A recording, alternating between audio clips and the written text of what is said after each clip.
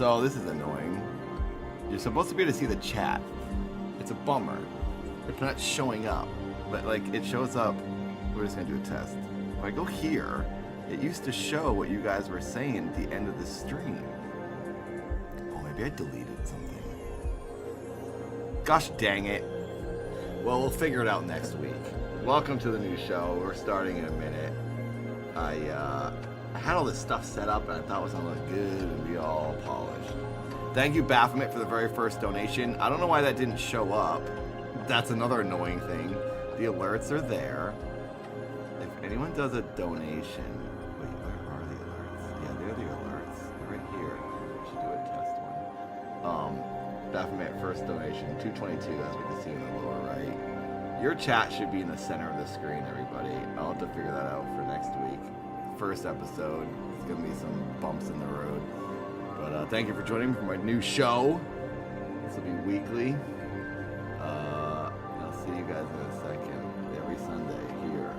Don't forget your favorite place, the NathanStation. Welcome aboard, everyone. See you in a second. I gotta get one more thing set up.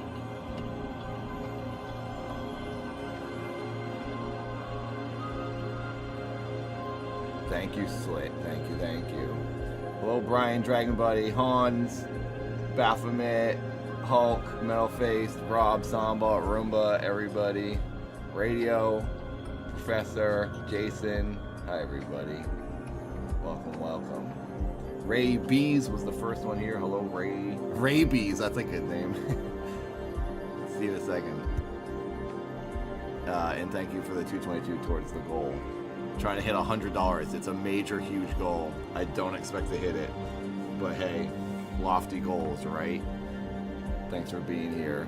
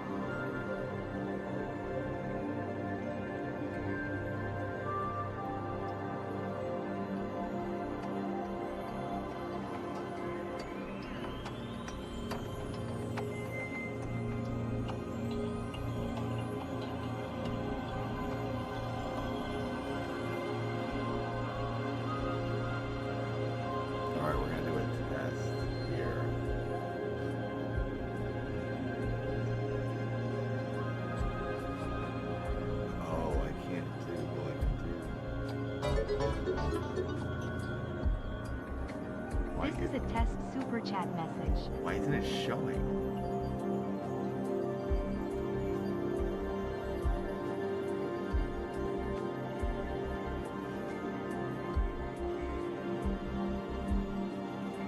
Maybe I have to. What's the same URL?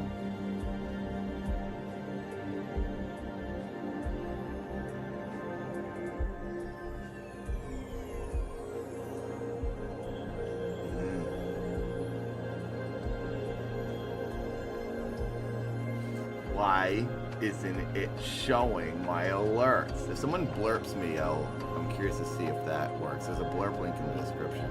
We're doing test things, and nothing's working. Everything's breaking, of course. Brand new show, nothing works. It was working yesterday, you piece of garbage. YouTube, test, yes.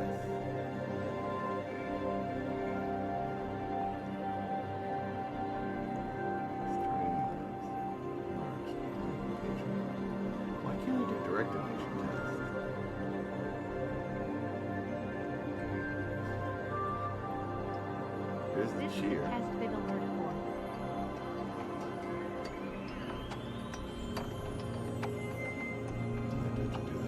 Refresh cache.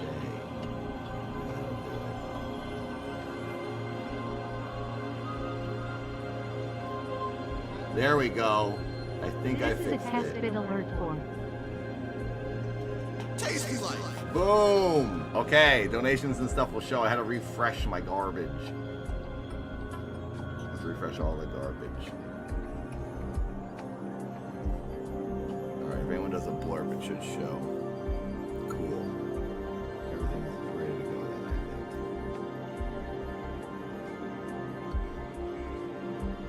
then, I think. Thank you for 22 likes. Alright, show starting in 1 second. Stand by.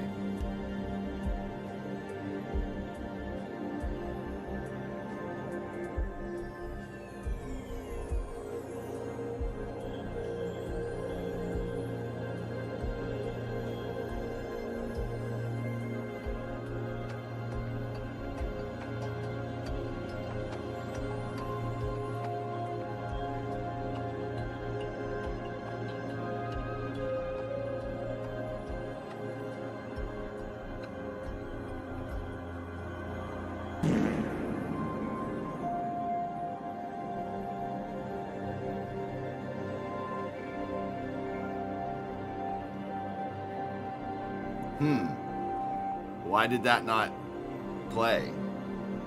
Did you guys hear that? I saw the blurb. I didn't hear the blurb. Gosh dang it. Well, we gotta start the show.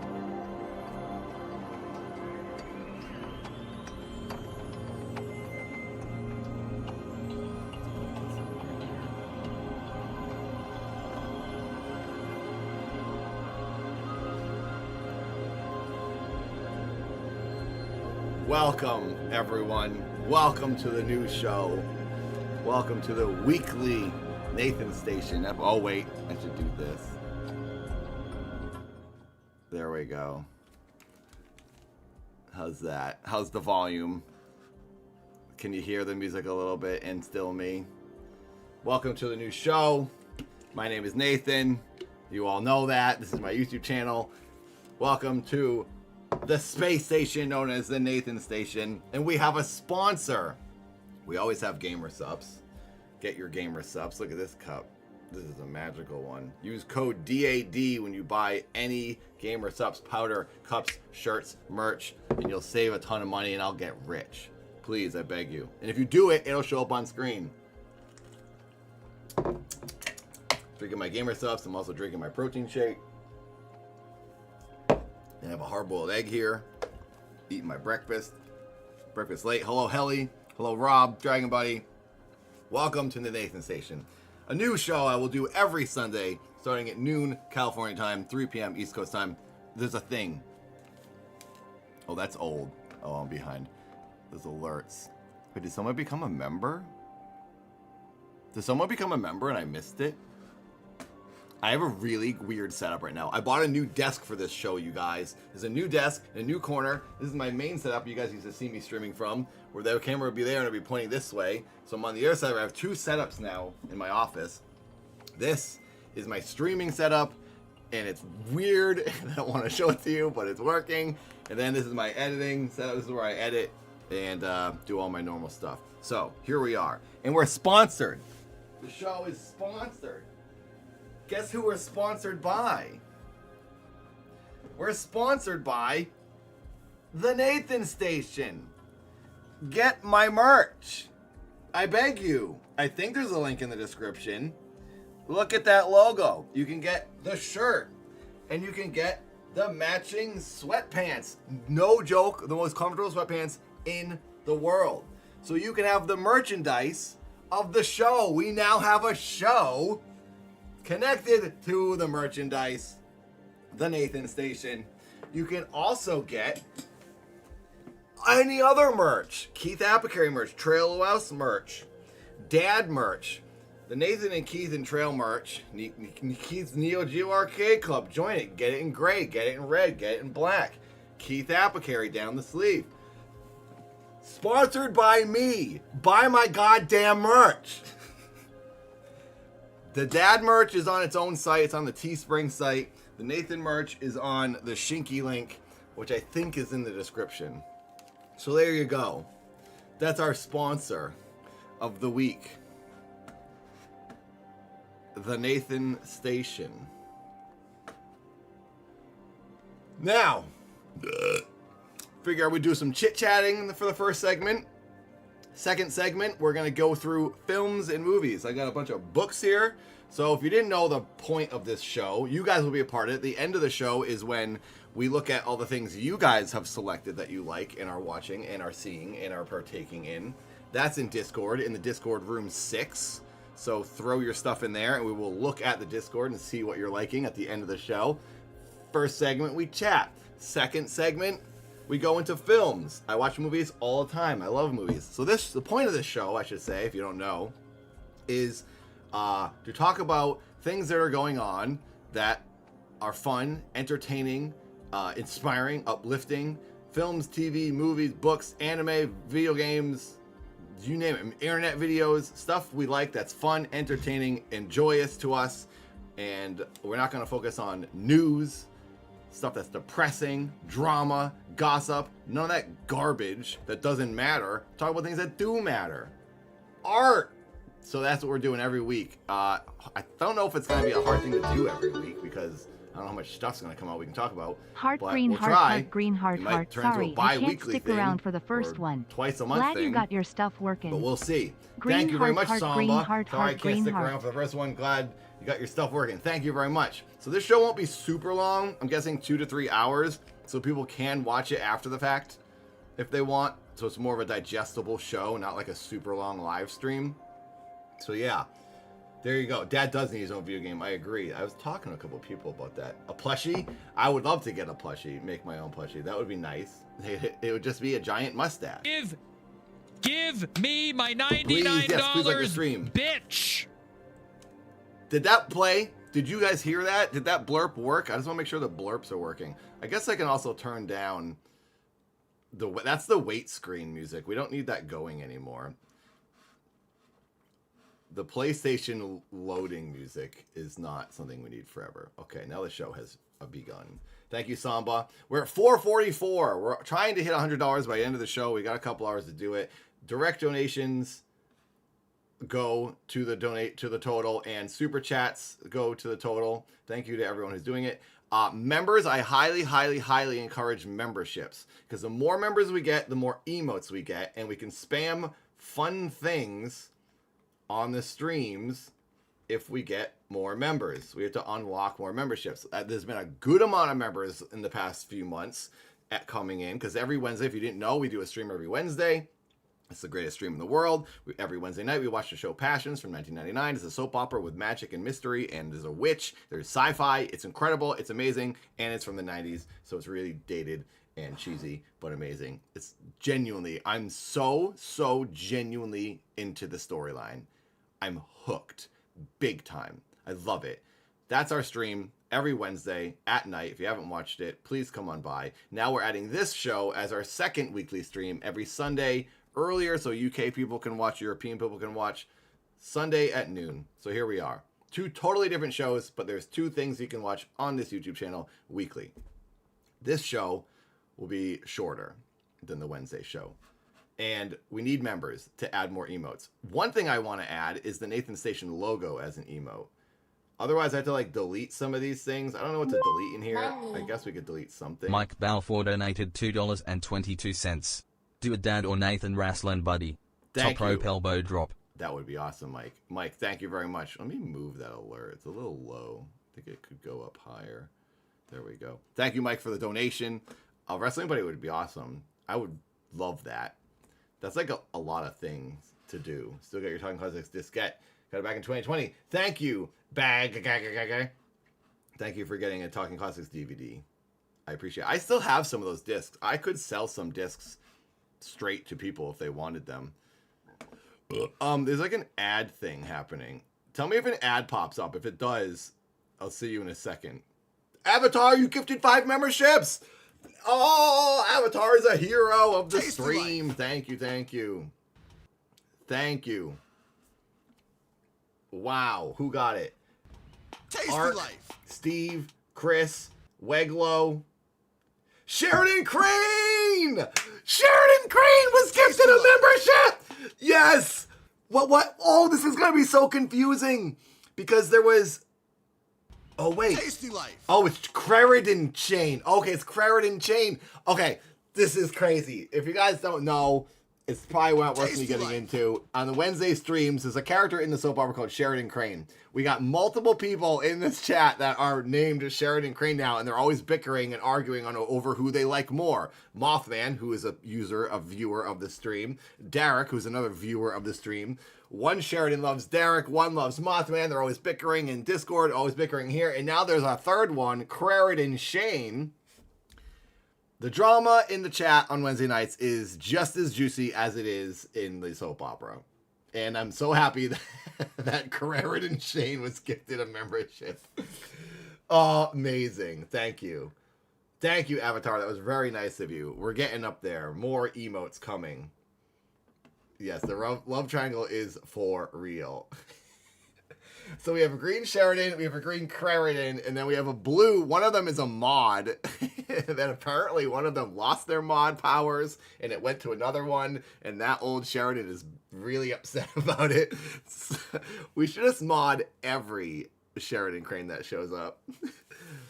That's a bad idea, actually. I'm not going to do that, because then all of you will just change your name to Sheridan Crane, and then we'll have everyone to be a mod in the chat. Metaproid's here. Welcome, Metaproid.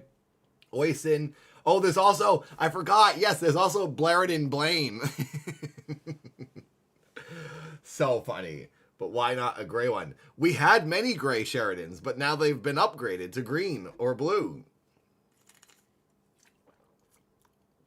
I don't think that works, Nikki. I don't think LIC Casino Command works over here.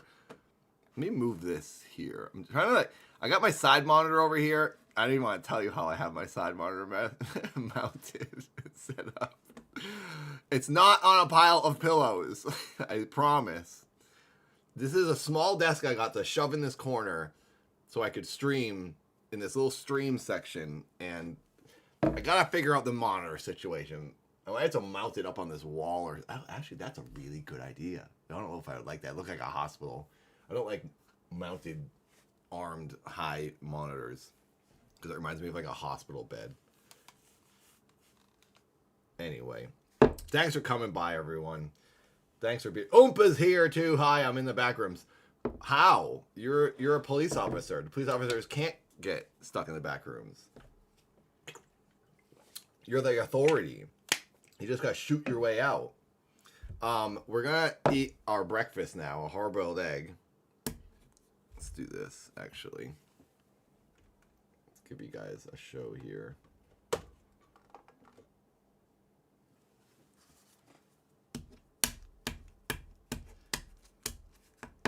This is my breakfast, and it's really late. It's gonna make sure I eat today because I have to go boxing after this, and I don't want to. One time a couple weeks ago, I was at boxing, and I didn't eat anything, and I got super lightheaded. Can't do that anymore. Also, these, I'll tell you a story. So when I made these, I ruined my pot making these hard-boiled eggs. I boiled them so much. It was a full pot of water. And I forgot about them. And then all of a sudden I heard a pop sound from the kitchen. And I go, oh no! I realized what had happened. I boiled all of the water out of the pot, burnt the pot, and then the eggs were just sitting there. There was a black spot on every egg from the point of contact when it was touching the... Oh, you can see it right here. Kind of. You see that dark color? That's the burn. And I was like, I ruined these eggs. These eggs are going to be like black inside. And then they were fine. So I'm eating them. So here they are. Num num. I didn't ruin the eggs. I think.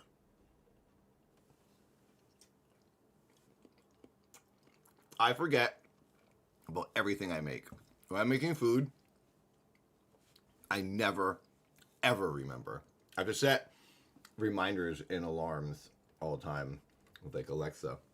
Remind me not to burn the house down in 5 minutes.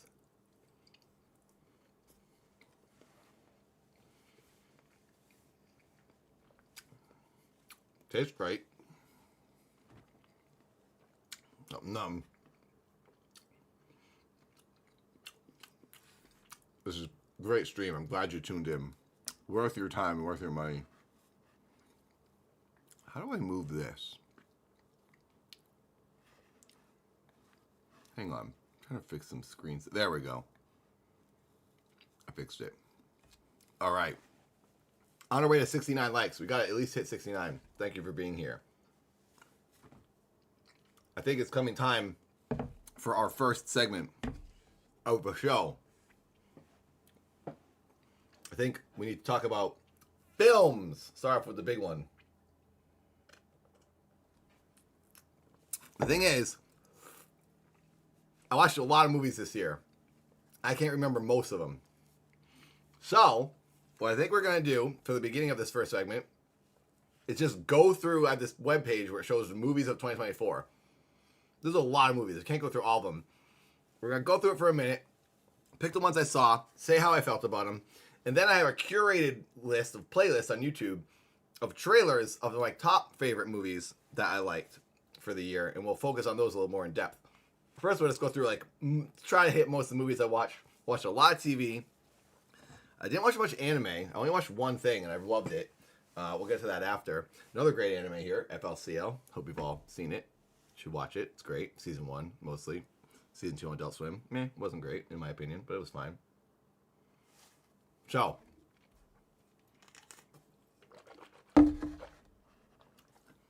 Portion, or segment, I guess it's segment 2, really.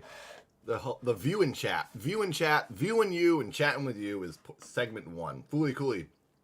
Great anime. Watch it. I have a tattoo of him on my ribs. Canty, the robot. I did watch the Superman trailer. I didn't get the reaction everyone else got where it's like, oh my god. I was kind of like, it's still kind of cheesy. Still kind of dorky. It's not as like, I want there to be a Superman movie. From now on, this is something I feel about superhero movies. I don't really like superhero movies. They're kind of dumb. There's no stakes because everyone's super. It's like you don't really get concerned for these people or stressed because, someone will just reverse time or someone will just do some magic mystery dimension man will bring back everyone who's dead. There's no, like, real stakes, so I don't really get invested in any of them. Never have. Because, the Avengers is like, yeah, we can all do great things. And then they just, like, they genuinely, Iron Man could come back to life. There's no reason he couldn't. Someone could do something. The Sherlock Holmes guy could just make time reverse or do something. So anyway, the Superman movie, the trailer, I was like, yeah, it's kind of just another, like, dorky superhero movie, but if it was like the Joker, then I'd be interested because it'd feel real. Or like the new Batman, best Batman I've seen is the one with Robert Pattinson. If they made it like that, like a little darker and realistic, like the Penguin TV show, which is something we're going to get to, then I'd watch it. But Superman's like, I'm a handsome man, and I'm saving the pretty lady, and the little kid's in trouble, and I saved the little kid. It's like dorky. I don't know. That's just how I feel about superhero movies. So, I hope you all like it and enjoy it. I think everyone should watch what they like. I don't mean to hate on things, but it's not perfect. It's not really for me. We're jumping the gun here, but this is what the show is. The whole point of the show is to talk about movies and games and stuff. So let's get to portion number 2 in the show where we talk about films, which I think we need to go here. And then I need to do this. Boo. And then I need to do this. Here we go. So, films from 2024.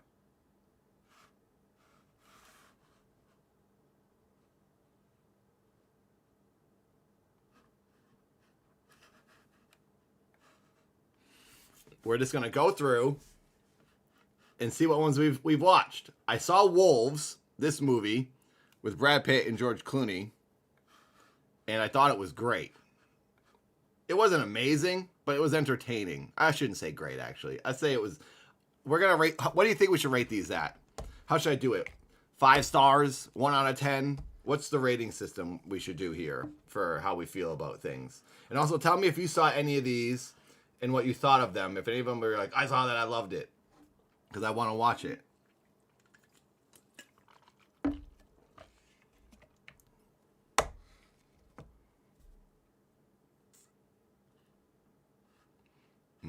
only Superman I cared about was George Reeves' 1950s show. I don't think well, the old 50s black and white thing? I guess I saw that when I was little. 1 to 5. Nathan Stations. My old ass, this movie, it's Aubrey Plaza and some other girl. And it's like Aubrey Plaza is the older version of her, and she visits the younger version to tell her like life's gonna be good or something like that. I think. Something like that. Okay, we'll do 1 to 5. All right. That's the rating system. So, I didn't see my old ass. I watched a lot of interviews with her talking about that, though. I saw Wolves with George Clooney, Brad Pitt. It was all right. It was good. It was worth watching, I think. I want to see this documentary, Will and Harper, Will Ferrell's friend, transitions. A guy that I know and I used to talk with at Funny or Die. A woman now. It's a good movie. Good documentary based on the trailers I've seen and the interviews I've seen. I think that could be a nice thing for some people to watch. What do we see? I didn't see Rebel Ridge. I wanted to see this, The Killer's Game with Batista. Looked kind of interesting. Blink Twice looks good. There's a horror movie. Oh, you know what this was reminding me of? What's the movie where it came out this year? It was on Netflix maybe, and it was, I think Batista was in it. Where they're all, it's like a murder mystery. It was what's his name's movie? Ryan Johnson's new movie. Someone tell me what that was, because that was good. Oh, Glass Onion. I just remembered. Perfect brain. Glass Onion. I saw it. I liked it. I think you should all watch it.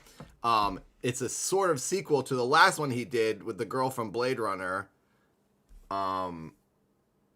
What's that girl's name? She played Marilyn Monroe.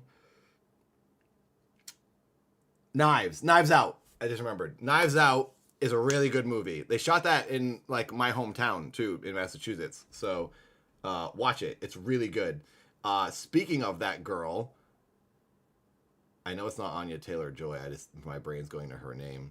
But that girl that's in Glass Onion, she's not in Glass Onion. She's in Knives Out, Blade Runner. She's in a new movie spin off of John Wick that's coming out that I'm intrigued to see. The Ballerina, or just Ballerina. I don't know if you guys have seen that trailer. That looks good. I guess it's a female spin off of John Wick, and it looks awesome. I personally didn't love the John Wick movies. I think they're all right. Some of the, I talked about this on another live stream. I like action when it's captured and the camera doesn't go like this and it doesn't cut away. You see the guy actually getting punched, actually breaking through the table, and then they cut after the fact, like Jackie Chan movies, like what's his name? We talked about it. We showed it on the stream the other day. Oh, Ong Bak. Ong Bak movies. Holy freaking crap. That's an action movie. They capture the action. They do the actual action. They backflip off of glass windows and shatter. It's crazy the stuff they do. It's like Jackie Chan type stuff. It's awesome. Anyway, that's why I don't love the John Wick movies, because it's just like classic Hollywood cheating it, making it look painful when no one's really getting hurt. Not that everyone has to get hurt. I think, that's not my criteria to like an action movie. Some actors have to get hurt. I just want it to look like these people are actually making contact,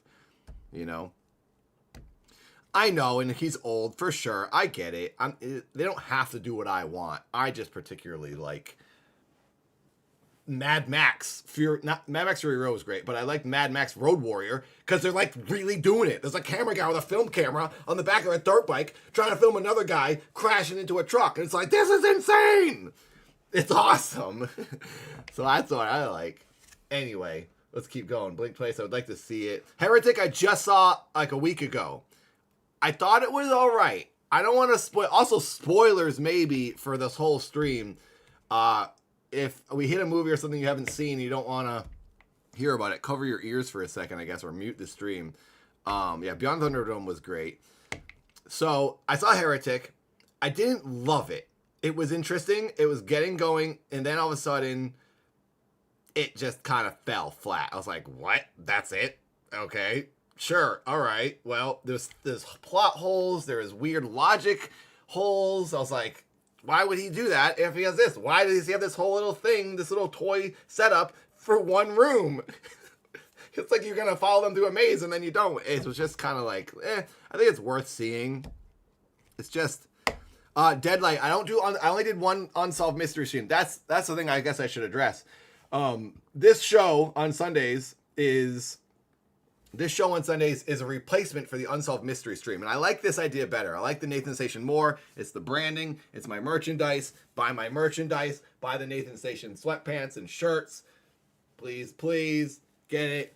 I finally have a show that I can use this phrase. I've said NathanStation forever, and I finally have a show to connect it to. It's all things Nathan likes, basically. But the Unsolved Mysteries streams, I'm not doing anymore because it gets blocked. YouTube blocks them. Not YouTube, but the people who own Unsolved Mysteries, the company, you can't watch my streams after I do them. It gets blocked from everybody and restricted because they don't want anyone to watch Unsolved Mysteries other than their YouTube channel. So I was like, this is kind of pointless. If people can't watch it after the fact, then I don't want to do it. So, yeah, I like doing it. It was cool. I just can't. I mean, I can do it when it's live, and you can watch it when it's live, but then that's it. It disappears from the rest of the world after it's live. So it wasn't really worth doing. So I figured I'll do something a little bit more interactive where we all talk about stuff that we liked. I watched It Ends With Us on Netflix. It was absolutely awful. Hated it. Oh, really, Roxana? I won't watch that. Where is that one? This one? It Ends With Us. Oh, is it like a romantic comedy or just like a romantic film?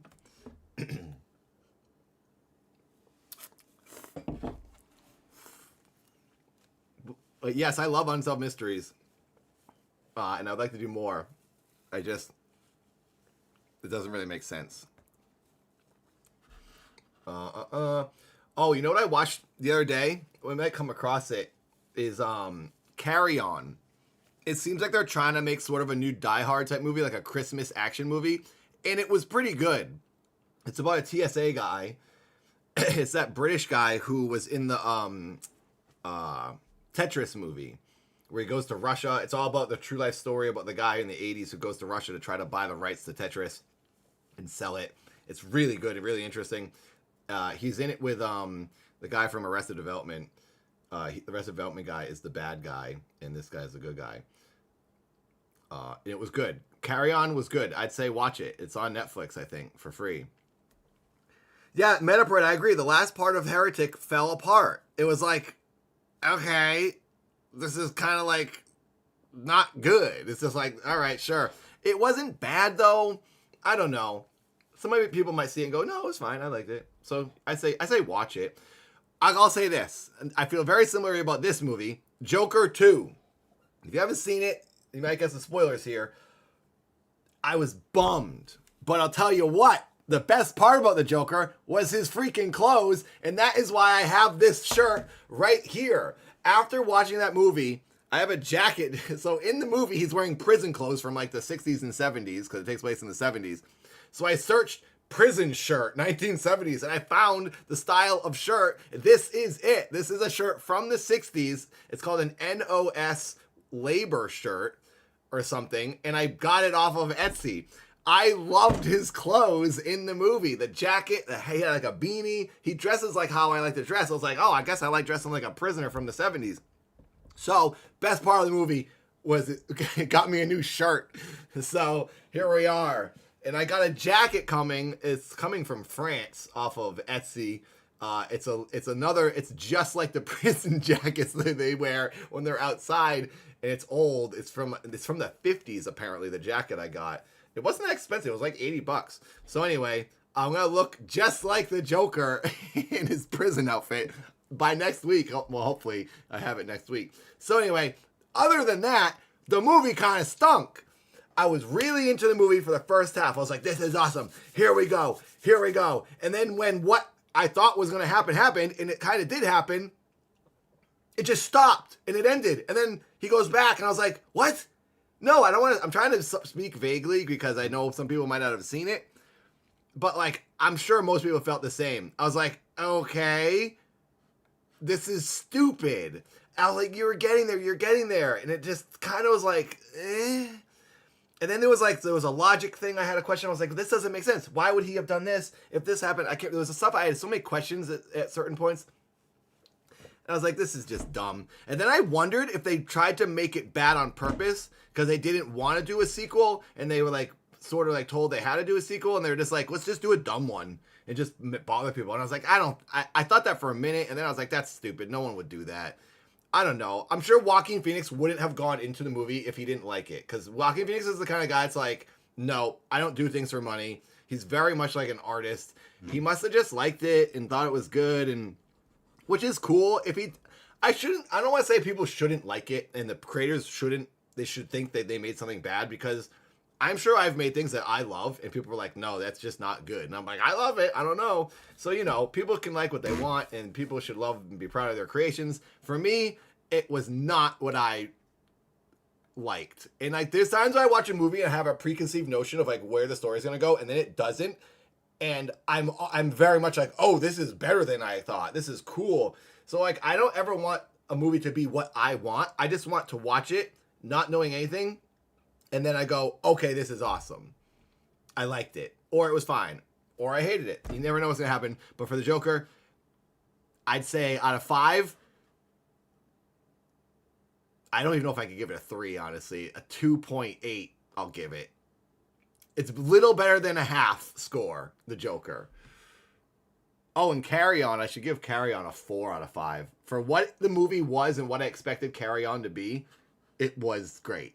What Joker, the first Joker was so freaking good.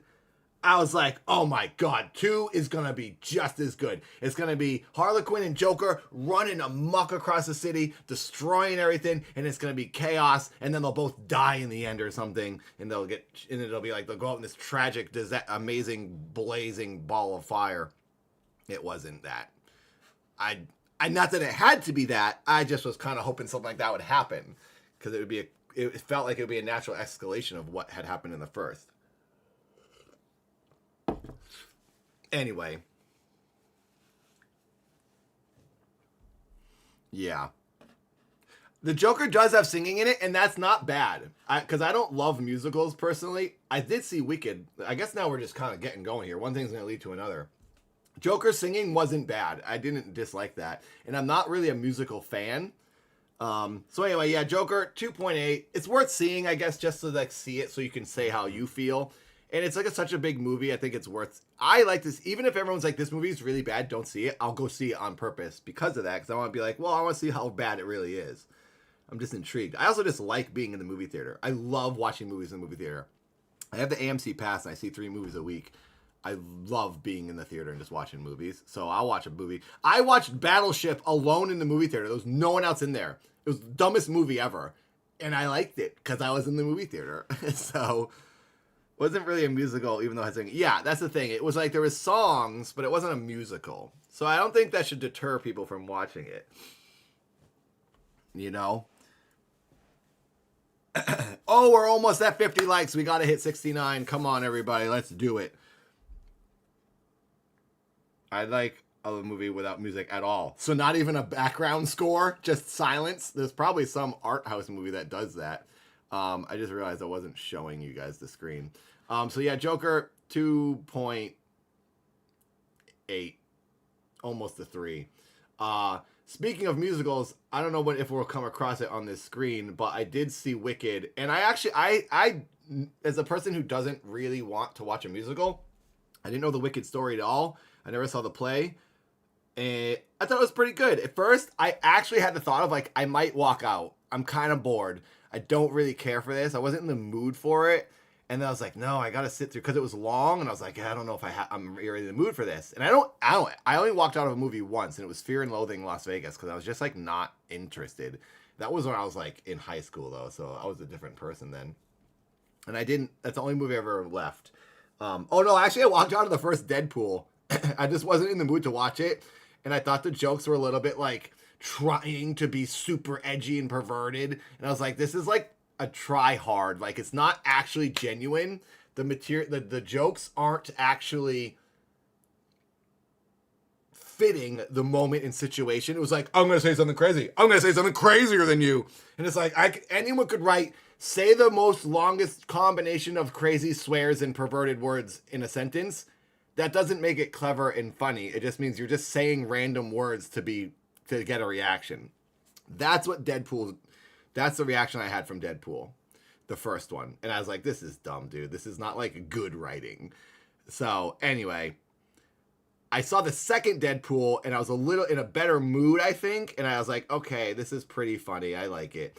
So I don't want to say I'm a hater of Deadpool. I just think it was cheap writing. I think you need to earn saying insane things and dirty, perverted things. Like, it has to, can't just be like, say, I don't know. I sound like a hater right now. I don't mean to be. But I saw Wicked. I sat through it, and I'm very happy I did because I really liked Wicked. And it's crazy how I went from going into it in the movie theater. I was like, I don't think I want to sit through this. And then once I got to a certain point, I was like, I'm invested now. I like this. It's good. It was a fun movie to watch for sure. So I try to have a very open mind with movies, but you know, you can't control the mood you're in going into something. What else? Okay, so something else we need to get back to or get to. I don't know. So I don't know how to do this. I figured I'll go through and be like, I saw this, it was okay. I saw this, it was okay. And then get to the ones I really liked. I did see this, Outrun, in the theater. It was really good. It's about a girl trying to get sober. And I love Saoirse Ronan, this girl, the Irish actor. I love her. She's awesome. She's one of my favorite actors. I loved it. I didn't know what this was even about. I just went to see it because she was in it. And then I found out what it was about. I was like, oh, this is cool. It was good. I think it was a 4 out of 5. Argyle, I saw. No, I knew it was going to be a dumb, cheesy, stupid action movie. And it was. So maybe 3.9, 4 out of 5. Worth seeing if they watch it for free on Netflix or something. What else here we have? I haven't seen any of this. Someone said oh my gosh, this is hang on. We can't talk about that. We Live in Time is in my top 5 list. I thought that was the other movie that we just looked at that someone said they saw. Okay, so what's going on here? Show more. So now Substance, not going to talk about that. That's on my top. That's my top, man. Holy crap. This looked all right. I haven't seen this Subservience. Is that Megan Fox or whatever? Looks like it's kind of a cheesy sci-fi action thriller movie. I saw Gladiator 2. Worth it. Liked it. I'd say go see it.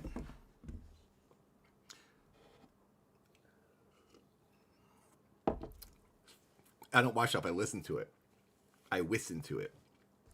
Todd Phillips is a good director. I would say truer to the comics, but still not fully true to the comics. Are you guys talking about Joker still? Oh, you're talking about Deadpool?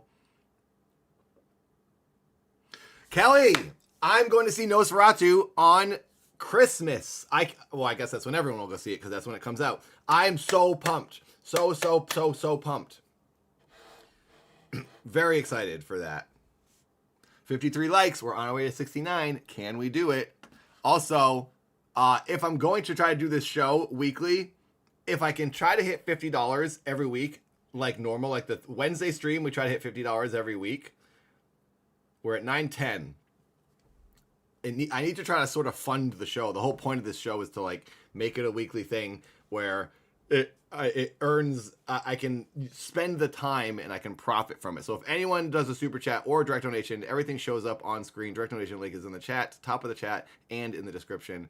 And memberships, if anyone becomes a member, that is a good way for me to earn revenue.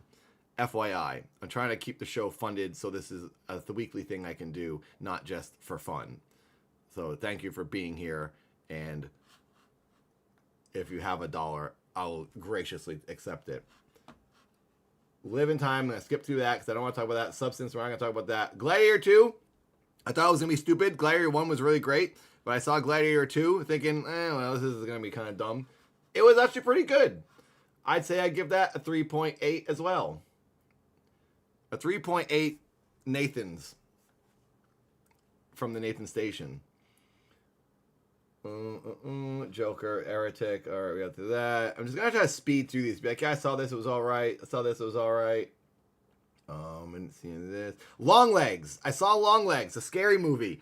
The actress was great. The main girl is really good. She's awesome in this movie. And it's what's his name? It's Nicolas Cage in this movie. And it's good because he's like, oh, wait. This stuff is, hang on. Let me do this. There we go. Sorry, guys. You guys haven't been able to see what I'm looking at here. There we go. Gladiator. Show you, there's Substance. I don't even want to show you Substance. So when I went, we gotta get to that in a minute. I can't even, oh dude, I can't jump ahead. Heretic, all that. Yeah, we got that. Okay, so Longlegs. This movie. It's good. I'd say it's worth watching. It also kind of fell flat in a way. It's a horror movie. It's different. It's unique. It's cool. I don't know what to say about it. I don't want to spoil anything. It's worth seeing. But it didn't do what I thought it was going to do, which is fine because it's not up to me. But, you know, I don't know. A lot of people felt the same way after watching it, from what I heard. You guess you liked it? I didn't see Beetlejuice 2. Ellie card. Beetlejuice felt like helped Michael Keaton. I heard Beetlejuice was basically just a rehash of the first one, redoing a lot of the same jokes, seeing the same people over again, and it was just like revisiting the world, but it wasn't a furthering of the world. It wasn't like the next step. It was just like going back to the original, and then it was kind of pointless. That's kind of what the synopsis I heard of a review. Longlegs is worth watching, I'd say. I didn't see Venom. I never watched any of those. I think people like those. But Blitz, I just watched. Saoirse Ronan, again, the girl that was in the other movie I was just talking about. It's World War II. I, for some reason, really like World War II movies. She is trying to find her son. Wait, can you guys not see it? What's going on here? Hang on a second. You guys, the screen is not properly formatted.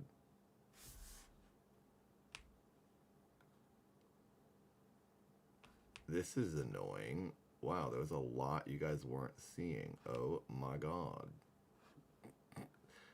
Horrible streamer over here. Oh my god.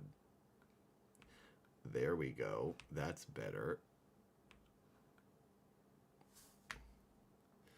Sorry. Streaming's hard. Blitz. Saoirse Ronan. Irish girl. World War II. They're in England. And the kids have to go away to, this is like what happened in real life. Kids go away to like these camps to keep them out of the city and keep them safe in a safe area. And then this kid jumps off the train, and it follows him and some other kids loose in the world during World War II. And the mom is trying to find him. So it's good. It's cool. Worth seeing, I'd say. I'll give it a 4 out of 5. I kind of wanted to see this, Challengers. It's Zendaya in like a horny sports movie, basically. I don't know how else to sum it up. I haven't seen it. I just saw the trailers and some interviews. Someone in the chat earlier said It Ends With Us was horrible. I haven't seen it, so maybe you guys can watch it and decide. Trap. I saw this. I wanted to see this Halle Berry movie, Never Let Go. This looks like a good spooky movie. I haven't seen it. Want to see it. So Trap. This movie, I'd say, was horribly written. It was really interesting. The concept was good. It's a guy who's trying to, they tell you what it is in the trailer. Is a murderer. He's at a concert with his daughter, like a Taylor Swift type concert, and he's got to get out without getting the cops find. The cops are coming in to find him. They don't know what he looks like. There's so many logic problems and errors in this movie. It's unbelievable. You're like, why would that happen? Okay, this makes no sense. Why did this happen? He would never do that. The police would never do this. It was so stupid at some point. I'll say it was just straight up stupid. But I enjoyed myself because I enjoyed how much I was yelling at the movie. So it was a good concept, but it was so dumb. It could have been so much better. Anyway, Wolves. Good movie, action movie, Brad Pitt, George Clooney. Not the best movie, but worth seeing for sure. What else do we got down here? Love movies. All right, let's see. I probably saw a lot of these. I definitely like the romance. Fall Guy. This movie was awesome. Ryan Gosling, Emily Blunt. I love Emily Blunt. Ryan Gosling's my favorite actor. Oh my gosh, worth seeing. Good movie. It was directed by a stuntman Is his first movie ever directed. He was a former stuntman, and it's all about stunt people. And there's a lot of stunt guys in it that get to do a lot of cool things. Stunt men, women, stunt people. It's awesome. Worth seeing for sure. One of the better movies I saw of the year. So yeah, definitely go see it. What else do we have here? Oh, is this Keira Knightley? I love Keira Knightley. I don't know if that's her or not, but I don't know what that movie is. The Greatest Story Never Told. You know what I gotta start doing? Maybe we add a third day streaming to the week. I don't know if you guys want to do this, but I love Hallmark movies. They're so dumb and bad and cheesy. Last Christmas we watched a bunch of them. I would be willing to do a new weekly stream where we watch like 2 Hallmark movies, maybe just one. Maybe it's just a 2-hour stream, and we watch a Hallmark movie like every Friday night or something. If that's something you want, maybe we'd put a poll out in Discord. By the way, join the Discord. There's a free Discord. This movie made me think it was a Hallmark movie. Ghosts of Christmas Past. I love bad, cheesy romantic films because they're so much fun to make fun of and yell at.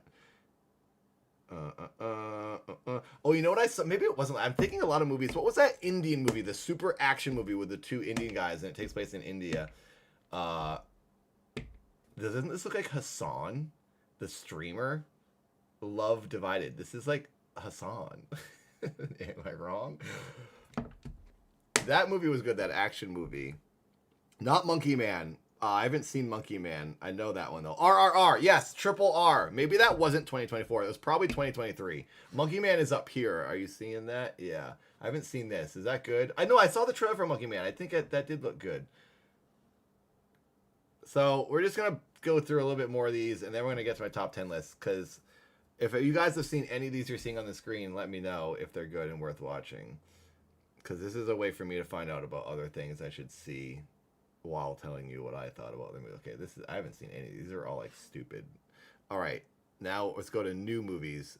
Piano Lesson, I haven't seen it. Watchmen. So is there a new Watchmen thing out? Because I saw like Watchmen Chapter 1 and 2. Oh, is it animated? Oh, it's an animated thing.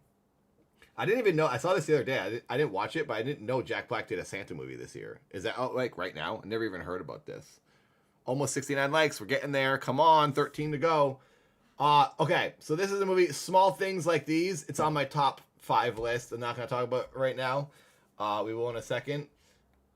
Super good movie. I cried. I love crying in the movies.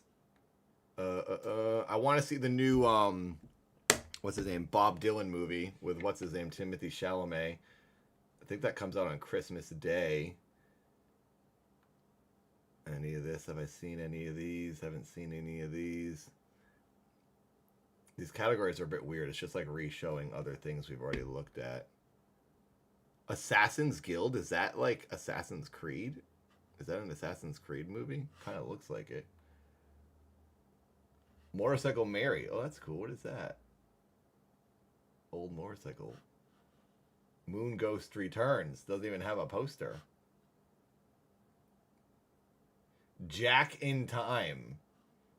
That sounds like a adult film.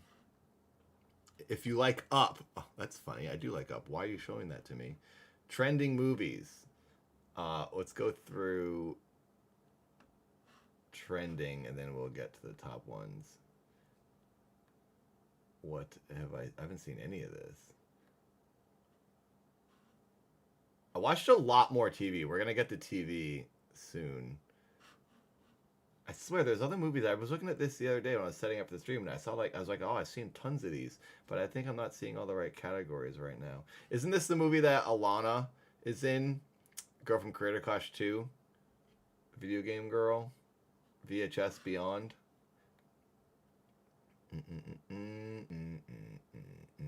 Smile 2, didn't see it. Crow, I didn't see The Crow. I know I've never seen the original Crow. I want to watch the original Crow before I see this one. It's dumb that I have never seen the original Crow. There's been 100 times where I've almost gone to watch it, and I haven't seen it, and I haven't watched it. Documentaries. I didn't watch too many documentaries this year, so I probably haven't seen any of these. I watched a lot of TV. I watched the Jinx Part 2 the other day. You guys know the Jinx, the HBO documentary on that guy that like murdered people? That was really good. I was late too. I think it was like came out 2 years ago. And I just never knew. I liked it. Oh, this Instigators. I saw this. Is it skipping past? This, gosh dang it. There. Instigators. It's Matt Damon and what's his name? Casey Affleck. It's in Boston. I liked it. It was a good movie. Worth seeing. I guess 3.8 out of 5. See the Instigators. The Jinx was good, right? So we're not going to talk about The Substance just yet, because that's like my top movie. I'm going to talk about the top ones at the end. I just want to see if there's anything else I've seen that's worth giving like a one line about.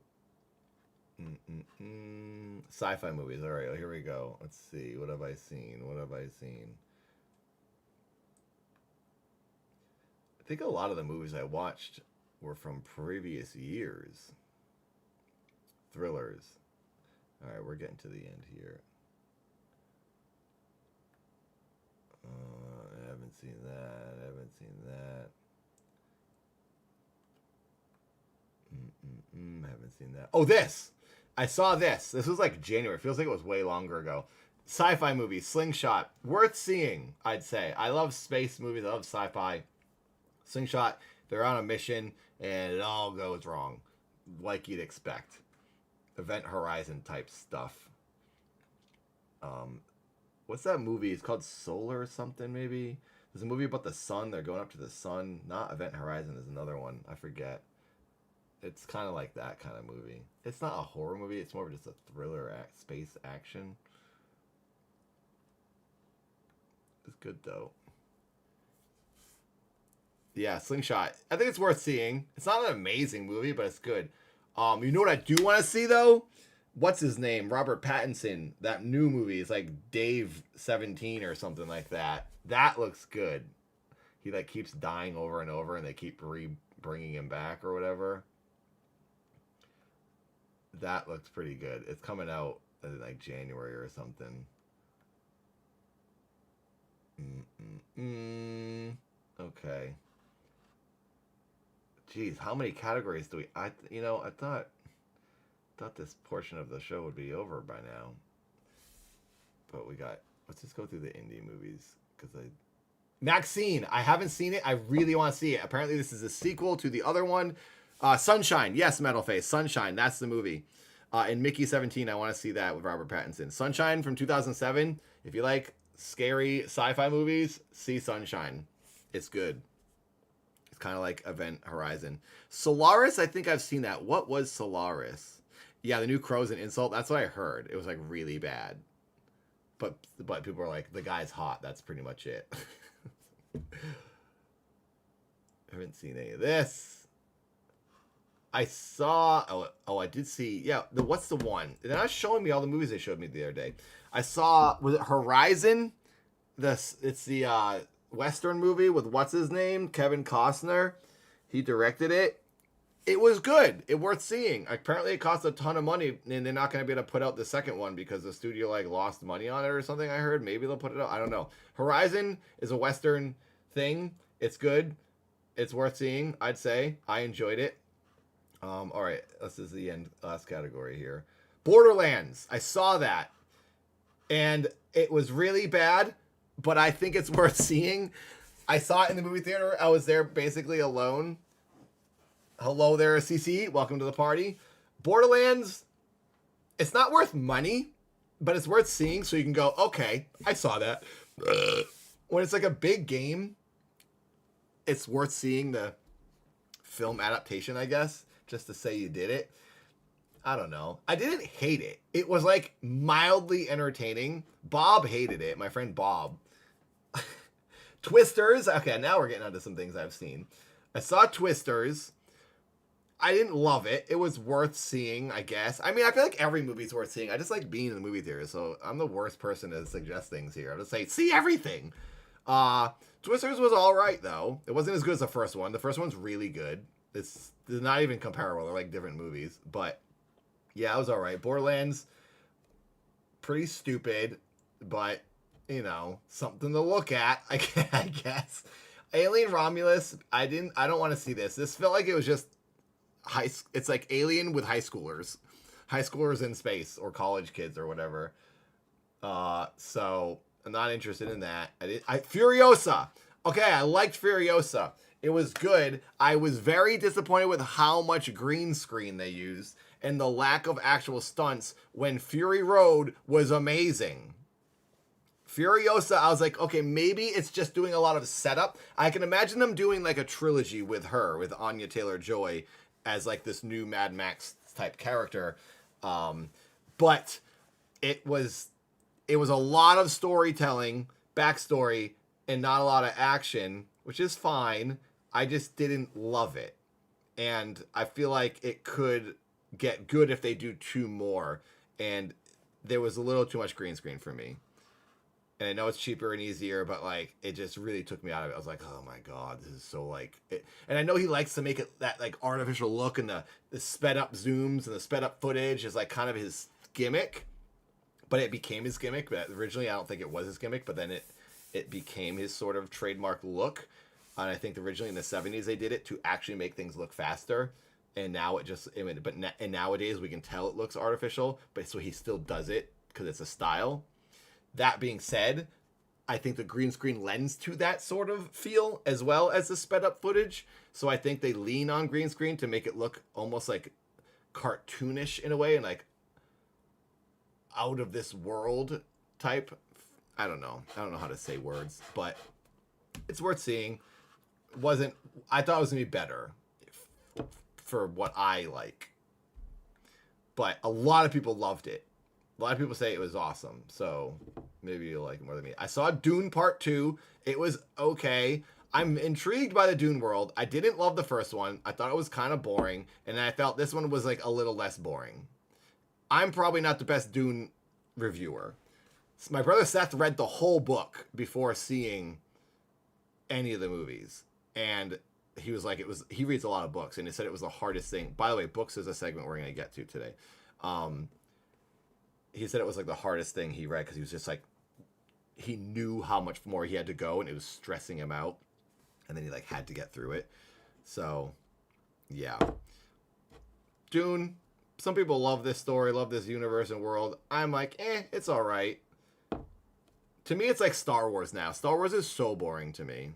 It's just like, oh my god, I don't care anymore. Star Wars is now becoming just like a bunch of kids movies, in my opinion. Like Skeleton Crew and all this new stuff they're putting out, like the TV series, which is fine. It's cool. It's good to have fun stuff like that for kids.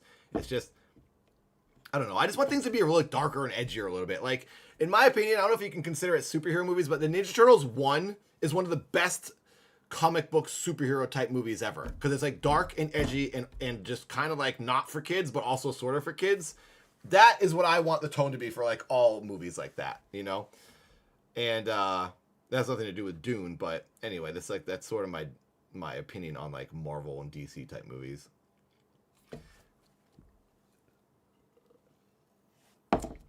Well, Steph, I understand, yeah, you can say they've ruined the franchise, but it doesn't take away from what the original Star Wars are. Those original Star Wars are still there. They're still good. Those are even a little campy and silly too. A little bit of a B-movie energy to the original Star Wars. I think what they did was just made more. They made money off of an idea that was like a shorter thing. If anyone ever wanted to like take my Keith Abacary character and blow it up into like TV shows and movies and spin-offs and cartoons, I would let them. I'd be like, sure, they'll all be bad, and but it would be, some stuff could be good here and there. So I understand when like Disney places do that, because it's just stuff to look at, which is nice, but also, yeah, now it's just kind of like redundant, I guess, is my main complaint. It's just like just too much of everything. Okay, so let's see here. This is like the last little row of things. And then we're going to get to my favorite movies. All right, that's it. So now we're going to get to my favorites. So let's switch screens here. We're going to go talk about films now. I didn't see Reagan, Russell. I almost went and saw it one day, actually. I almost went to the theater to watch it, and I didn't. I watched something else. I can't remember what I saw. You know what the best new Star Wars movie, I feel, was Rogue Squadron. That was like a good movie. It was like interesting. I liked it, and it wasn't like too Disney. It wasn't too much for kids. I thought Rogue Squadron was pretty good. That was like one of those like in-between movies that they brought out.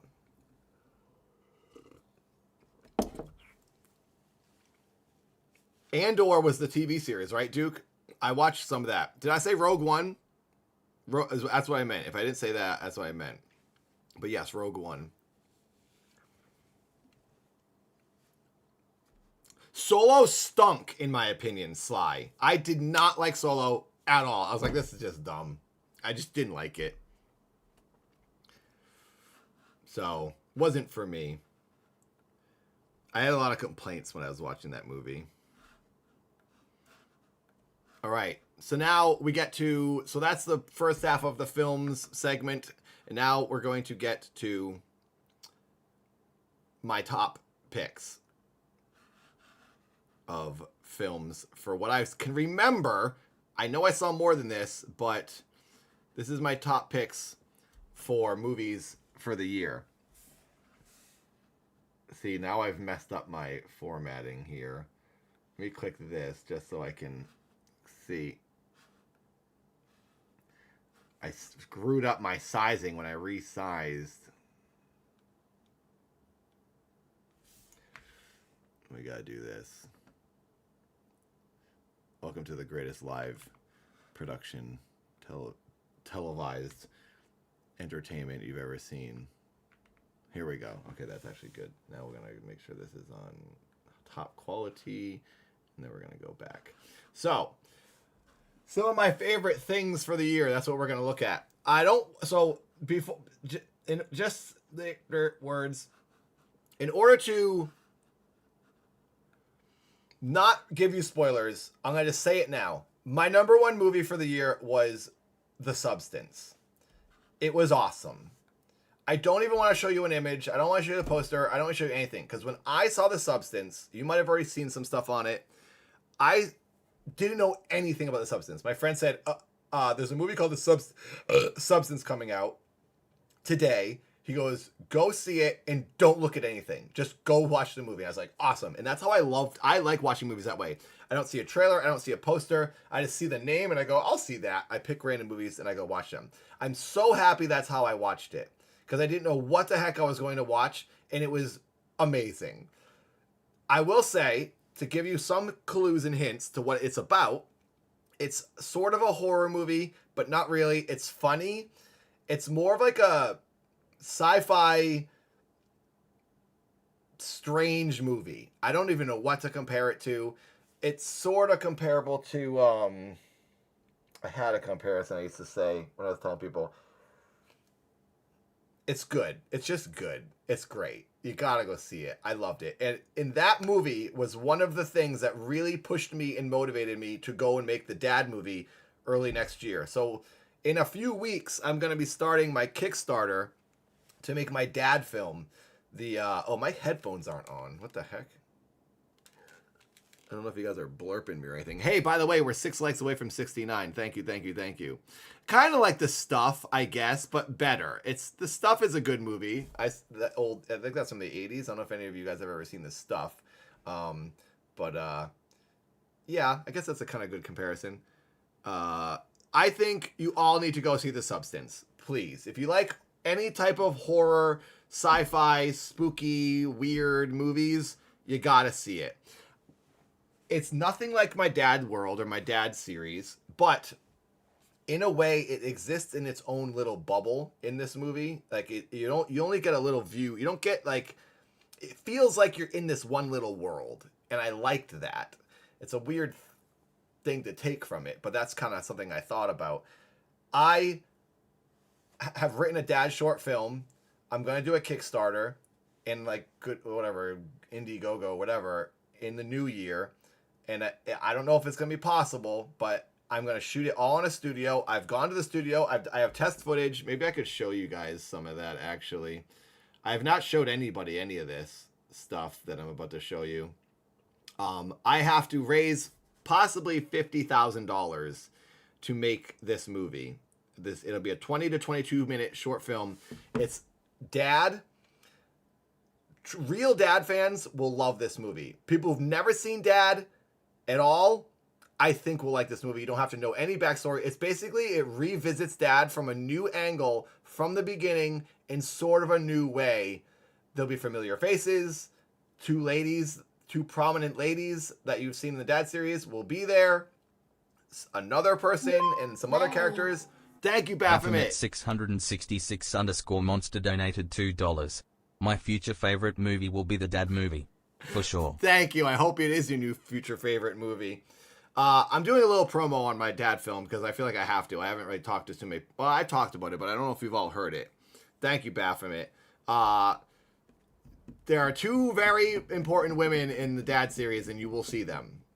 And I'm sure you can figure out who that is. And there's another man who will be there, and then there's other new people that will be there. Also, Dad never went full horror. This short film does that. It goes most full horror out of anything I've ever done. That's for sure. So, and I think it's done in a good way, in a good balance, where it still feels like sort of silly, weird, fun Dad, but also gets dark and then goes right back to being weird and goofy. I think I did a good job with this script. I've written 6 drafts of this film, and I'm really happy with it. And I had a bunch of people weighing in on it. Some Backrooms boys have helped me with things. I think you'll like it. But I got to do an Indiegogo or whatever in January, and I'm trying. In order to cover it, I need to go to this studio. So you've seen some... So this some... I'm not going to turn this volume up, but... So here is... Money. Mike Balfour Mike, donated thank you. $2.22. Dad plus horror equals interesting. Smiling face Thank with you, hearts, Mike. flexed biceps. So I shot something the other day. I've been to the studio a couple times. There's some new Dad videos that are on the Dad YouTube channel. You've seen me in the studio. You see me in the space. This is a whole other section of the studio. I had to do some tests. I was there. This is some basically just... I've been basically getting ready to do this. It's like, it is underway. The Dad movie is underway. It will be pretty big scope and scale. It will cost $50,000 because that's just what it costs to build the things I'm going to build. Here's the studio. You guys have seen me in here. I was just in here the other day shooting something. This studio has everything. They have cameras, they have lights, they have it all. We're going to build a set. We're going to build walls. We're going to build buildings. We're going to build a living room, a kitchen. It's going to be a pricey thing. $50,000 is a lot of money, but it's also incredibly, incredibly, incredibly cheap for a short film. Unfortunately, that's just what things cost. So yeah, I hope I can raise it. I don't know if I can. When I made Neutral and Milford, they both cost $50,000, but those were in 2018 basically. So things have gone up in price. I raised $30,000 on my own when I did Neutral and Milford. My audience, I have a small audience. I don't think I can really raise more than $30,000 from the size of my audience. So what I did when I made Neutral and Milford to get the other $20,000, I basically sold everything I owned. I sold every arcade game. I sold the orange BMW that I had from Neutral to make Milford. I sold every arcade game to Aaron from Game Grumps and Gerard the Completionist. They bought all my games because they knew I was trying to make this movie. I earned an extra $20,000, and then I was able to complete Milford and Neutral 2 times, both costing $50,000. Knowing that, I'm guesstimating that this is going to cost about the same, $50,000 to build these sets, pay the carpenter, pay the set decorator, all the people. I have to do some serious makeup stuff. This is a horror movie now, so we got to do some blood stuff. We got to do stuff like practical effects. I'm gonna, fingers crossed, I can hit $50,000 because Dad did have a big splash with people like Matt Pat, and if people talk about the Indiegogo, and if big YouTubers help me out and maybe like make a tweet or something, maybe I can get the $50,000. So yeah, that's the plan. Sorry for the segue, little commercial on my own stuff, but The Substance is an amazing movie. It's my favorite movie of the year. I don't like horror movies normally, but for some reason this movie was just awesome and weird enough for me to love it. And it really pushed me to be like, oh, what the heck am I doing with my life? Why haven't I made a dad movie? I should have made this dad movie 4 years ago when dad was like super popular. So it kicked me in the gear, and that's one of the reasons I really like The Substance, because it got me freaking pumped. And I came up with an idea in a world that I feel happy with that will portray the dad universe to a new audience and the old audience in a exciting new way. There you go. Dad movie coming 2025. Fingers crossed. See what I can pull off. There you go. Now, let's get back to my favorite movies. So, other than The Substance being my number one top pick, I don't know where to place these. Honora, I loved it. Small Things Like These, I loved it. And We Live in Time, I loved it. There's probably other movies I really liked. Oh my gosh, we're 3 likes away from 69 likes. Thank you very much, everybody. So we're going to just watch some trailers here. This is like sort of a sad movie, sad love movie. Andrew Garfield and what's her name? Florence Pugh. It's a good movie. I don't know if I'm going to get copyright striked for this, so maybe I'll play it and just kind of like turn it down.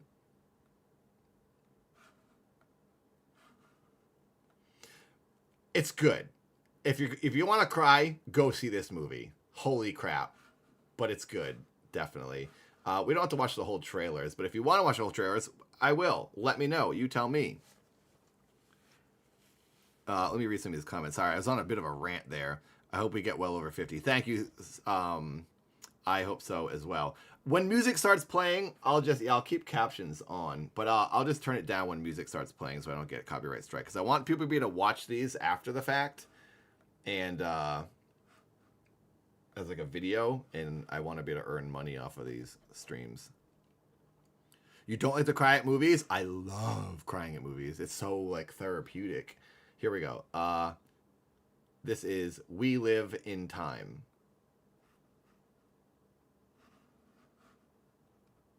Wait. I have it turned. There is something that your daddy and I... There's something that Mummy and me want to... We want to talk to you about. It's a bit serious, though. Yeah. It's not a rom-com. It's almost like a slice of life in a way, sort of. It's a story about these two people and how they meet. It's not a rom-com. It's just a good movie. It's like dramatic, I guess, but kind of funny too. It's great. It's good. It's one of my favorites of the year. What's happened to my underwear?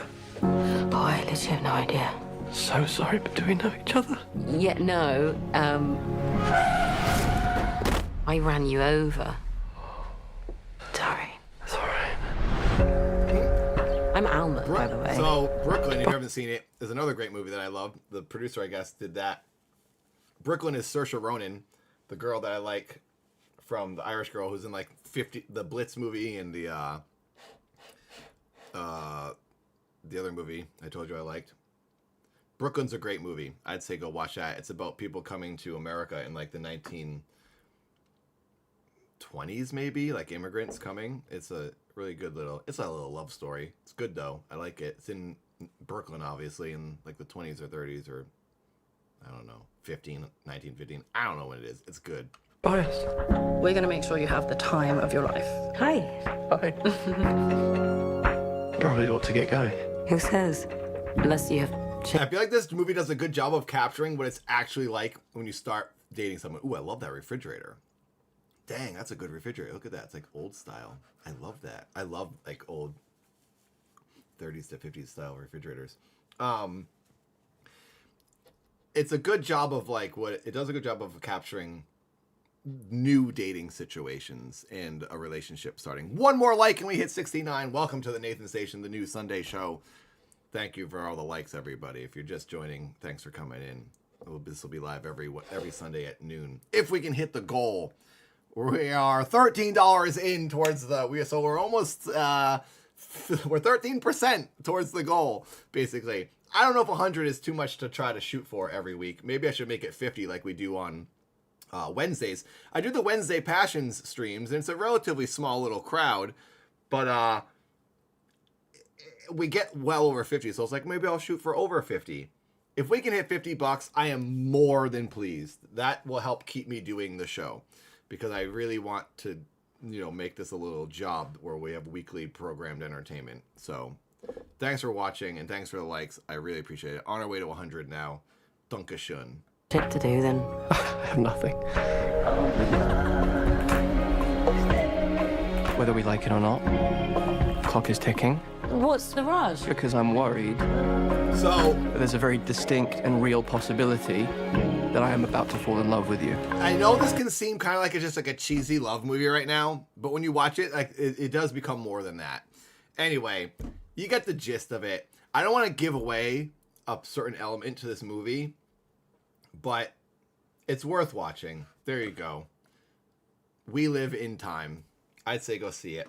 This next one we're about to watch, Cillian Murphy. You all know him from Peaky Blinders and the Science Bomb Man movie, Oppenheimer. This is maybe my number 2 favorite movie. So I would say Substance is number 1. Small Things Like These is number 2. And then Honora was number 3. And then We Live in Time is number 4. I don't know what number 5 would be, actually. I don't even know. I can't remember. Wait, do I have a list here on my phone of what I've liked? Oh, you know what might be number 5 is the Ferrari movie, which did come out like December 25th of 2023, but I watched it on like January 2nd of 2024, so I saw it in 2024.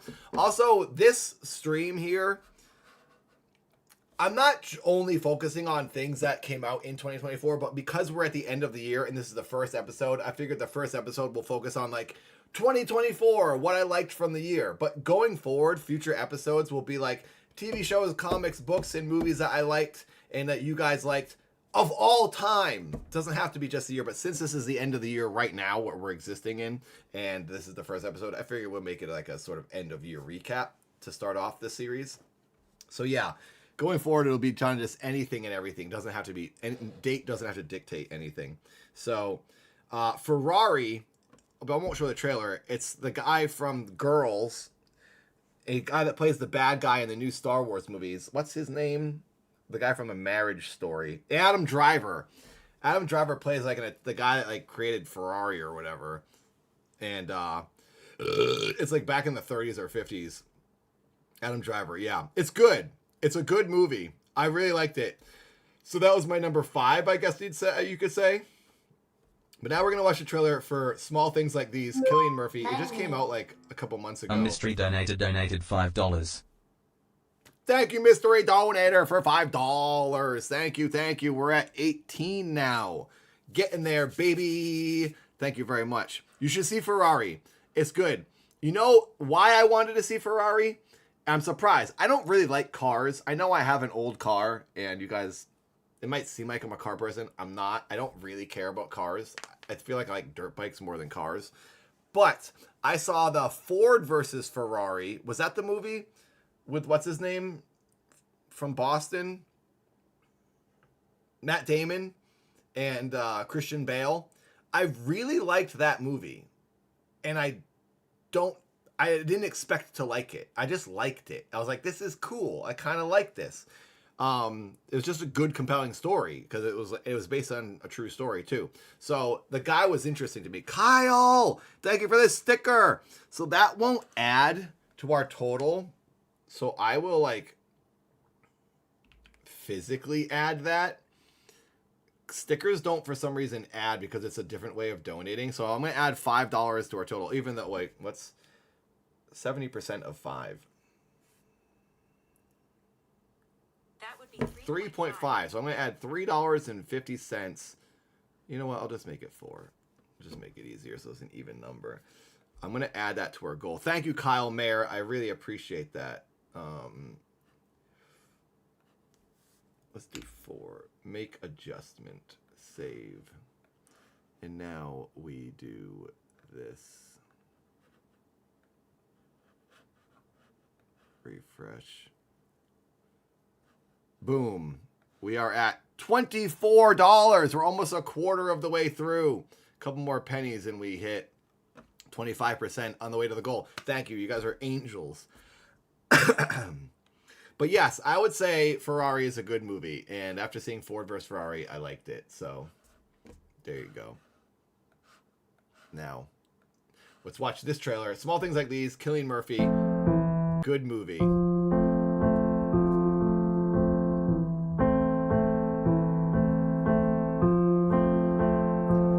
Anyone here from Ireland? I know, Kelly, you're from the UK. You're in England.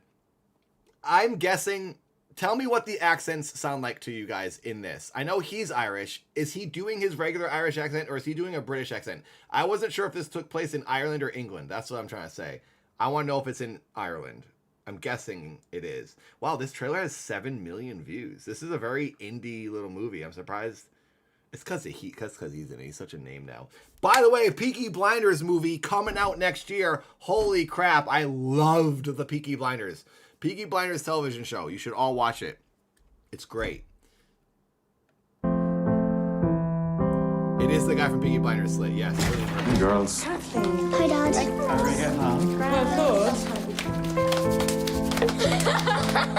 Come on now, finish up your toast. What if it's cold? Is that England or Ireland?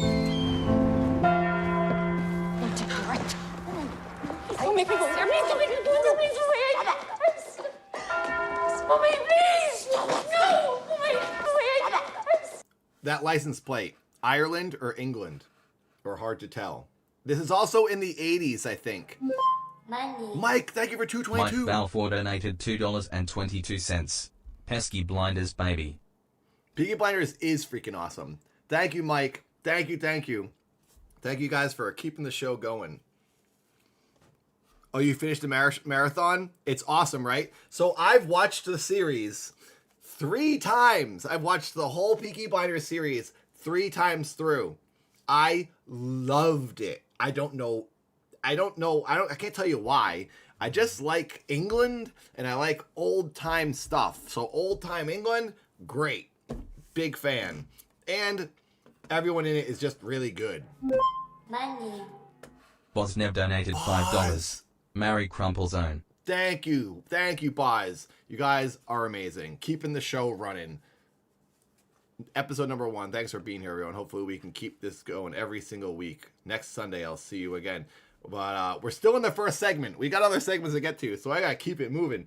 This movie, someone tell me if it's Ireland or England, if you can figure it out by watching the trailer. Wait, Good Shepherd. So this is based on a true story. Maybe someone could do a Google. If someone can do a Google, Small Things Like These, where does it take place? Oh, wait. Maybe we can read this. Cillian Murphy delivers a stunning performance as devoted father Bill Furlong in this film based on the best-selling novel of the same name by Claire Keegan. But I think it's based on a real thing that happened. Working as a coal merchant to support his family, he discovers disturbing secrets kept by the local convent and uncovers truths of his own, forcing him to confront his past. Silence of a small Irish town controlled by Catholic Church. It's Ireland. All I had to do was read the words. There we go. Mommy, please! No! Mommy, please! Listen to me! I'm not going in there! I am not inside! Daddy! At the end of the movie, there's like text, I will live in the past, which makes the me present, think and the future. it was a real thing that occurred. I will not this shut out the story, lessons that they teach. because it was dedicated to like real people or something. You'd want to watch what you'd say about what's there. People can make things difficult for you.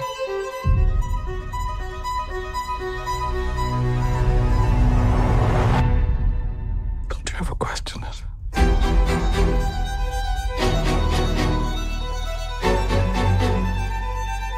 The Lord is compassion and love, slow to anger and rich in mercy.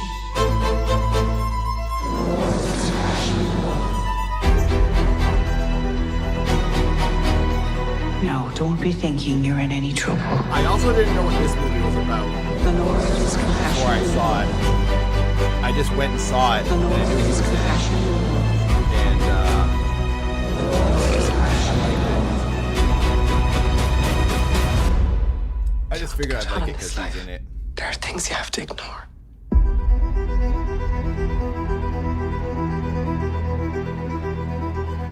There you go. Definitely worth seeing. So now we're going to watch the trailer for Honora. If you haven't seen it, a very good movie. There is nudity in this movie, a good amount of it. I know the man who directed this film, Sean Baker. He's amazing. He did Florida Project, Tangerine, Red Rocket. This one is another classic by him. He gave me notes on Milford. He came to my birthday party long ago, and that was when we first met. And then he gave me notes and some thoughts on Milford. And we've talked about just filmmaking and stuff. And this is another movie that really pumped me up for Dad. After seeing this, because it's a very independent movie, he edited the whole thing himself as well and directed it. And it pumped me up. This and Substance really pumped me up for Dad. I was like, this is it. 2025. This is the year. I'm doing it. I'm making a freaking movie. So that's one of the reasons I like this so much, because it kind of just kicked me into gear. And I was like, I just can't keep doing just internet stuff. I need to do some bigger, better things. And the best way to do that, I think, is with Dad, because it's the IP that I have that has the most traction at the moment and is the most genuinely intriguing, as opposed to doing a movie on any of my other characters or just some random new thing. And I cannot finish Neutral, unfortunately, at the moment. Neutral, you all know, my first short film. I would like to turn it into a feature and film the other 60 minutes that comes after the first 22. That will cost well over $100,000 to do. Not well over, but at least over $100,000. So I don't want to get into that. That's a bit too much. At some point, I'd like to do it. I think if I do this Dad film for $50,000, people will see that and could go, oh, you're good at this. You can make movies. What else do you have? And I could say, hey, I want to finish this thing. I already have 22 minutes shot. Maybe I'll redo a little bit of the old stuff, reshoot some of the old stuff. But for the most part, I just need to shoot 60 minutes. Maybe I could get a $200,000 from a producer or financer and then go make Neutral. So what I'm going to do first is Dad, because I think Dad is the most intriguing little story and intellectual property that I have at the moment. So this movie right here, Honora, good movie. There is some music in this, so I'm going to have to turn it down. I don't want to get copyright strike, but yeah, I think you should all watch this movie. Sean Baker, awesome dude, great director. Very good original little slice of life stories. Annie, I got a kid who wants someone who speaks Russian. Let's go. No, I'm eating my food. You're killing me. He's a spender. Come on, let's go. Hello, this is the Wow. beautiful Annie. Hi, I'm Annie. Music's playing, so I'm turning it down. I love it. No way. Yes way. And I'm seeing him again. All right, now the music's playing. So the whole story is this kid hires a stripper to hang out with him, and then they start liking each other. What about 4? He said 3 carrots. What about 4? And then they go to Las Vegas, and they get married, and then drama ensues. He's a super rich kid. Sorry, I'm turning it down. I don't want to go. Parents are gonna kill you. I love my husband. You do not know this guy. We are consenting adults. If you think this is gonna be allowed, you're dead wrong. Do not touch me.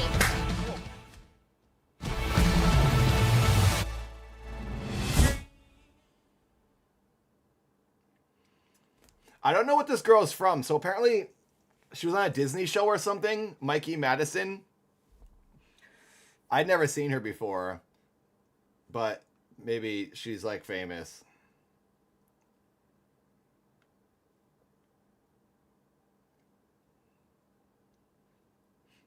It's not the kind of same trailer when you can't hear the music, so I apologize.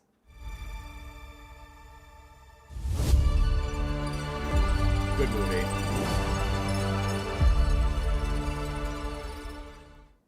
Someone kill There you my go. child. Okay, No, so I'm now gonna we're jumping ahead here. So that wraps up the. Oh goodness gracious! Annie, I got a kid who wants someone who speaks Russian. Let's go. That wraps up our film portion, everyone. Portion of the show. It's good. I think you should see it. Toxic movie of the year. That one is toxic, you're saying? It is good. And there's lots of boobs in it. So if you like boobs, you can go see it. Florida Project Ashtray is one of my all-time favorite movies. I love the Florida Project. Did you say you can't hear me as well? Am I quiet? Did I turn my... Oh, my mic... you should be able to hear me. My mic's right in front of me. I have a different little mic setup, but it's literally... My pinky's touching it now. It's like this far away. So hopefully you can hear me. Oh, the trailer was louder than me? Okay. I'll turn that down next time. I just turned it down. So that is the television, the film portion. Now we're going to get into TV shows. I'm just going to tell you, I think... I guess we could watch some trailers for things. I'll say it right now. My number one show for the year that I've watched is Passions. I'm sure you could have guessed I would have said that. It's not from 2024. It's from 1999. And it's the show that we watch every single Wednesday here on this channel, live streaming 5 p.m. California time, 8 p.m. East Coast time, every Wednesday night. Please join us. It's our cult favorite live stream that's been running since the summer. We do it every week. I've been doing it since this summer. Honestly, Wednesdays are my favorite day of the whole week. I absolutely love this stupid show. It's so amazing. We got 2,231 episodes to get through. And we have the emotes over here. Spam, Timmy, Tabitha, the Crane whiskey bottles. Greatest show ever. Passions is my number one television show that I've seen in the year 2024. We're watching it 30 years later or whatever. So yeah. That's Passions. The other shows that I liked from this year are... Dun, dun, dun. I'll just click this here. I'll do this. So I know this isn't from 2024. This is from 3 years ago. I think 2021. This is... The White Lotus. I watched White Lotus season 1 and 2 this year. Mike White created this show. It's amazing. I didn't know what it was about. I just watched it because people were like, oh, you got to watch White Lotus. So I watched White Lotus. Aubrey Plaza's in the second season. The woman who's in it the most, the only woman that reoccurs is what the lady talks like this. This lady. What's her name? You really know what you're doing. This lady, you can't really see her. This lady. Gosh dang it. I get off at 7? Yeah, that's... Her. I forget her name. But she's in both seasons, and she's amazing. The White Lotus basically is a series that takes place at hotels. Season 1 is at this one hotel, and it follows a bunch of families and people that are staying at the hotel. And the stories all sort of intertwine. It's like a little bit of like, ooh, drama, mystery, intrigue. It's just good. It's just juicy and good. And it's funny and it's weird and it's real. You guys, it's awesome. You can't stand her. She's hilarious. Her voice is so funny. I love her. I can't remember her name. Jennifer Coolidge. Yeah, Kelly. Oh my gosh. I've been watching so many baking shows. I have never watched any baking shows. I know baking shows are super popular. Hey, Alucard, thank you for watching Milford again. 19 likes away from 100. Thank you, everyone, for 81 likes. Welcome to the party. We're on the TV portion of the show.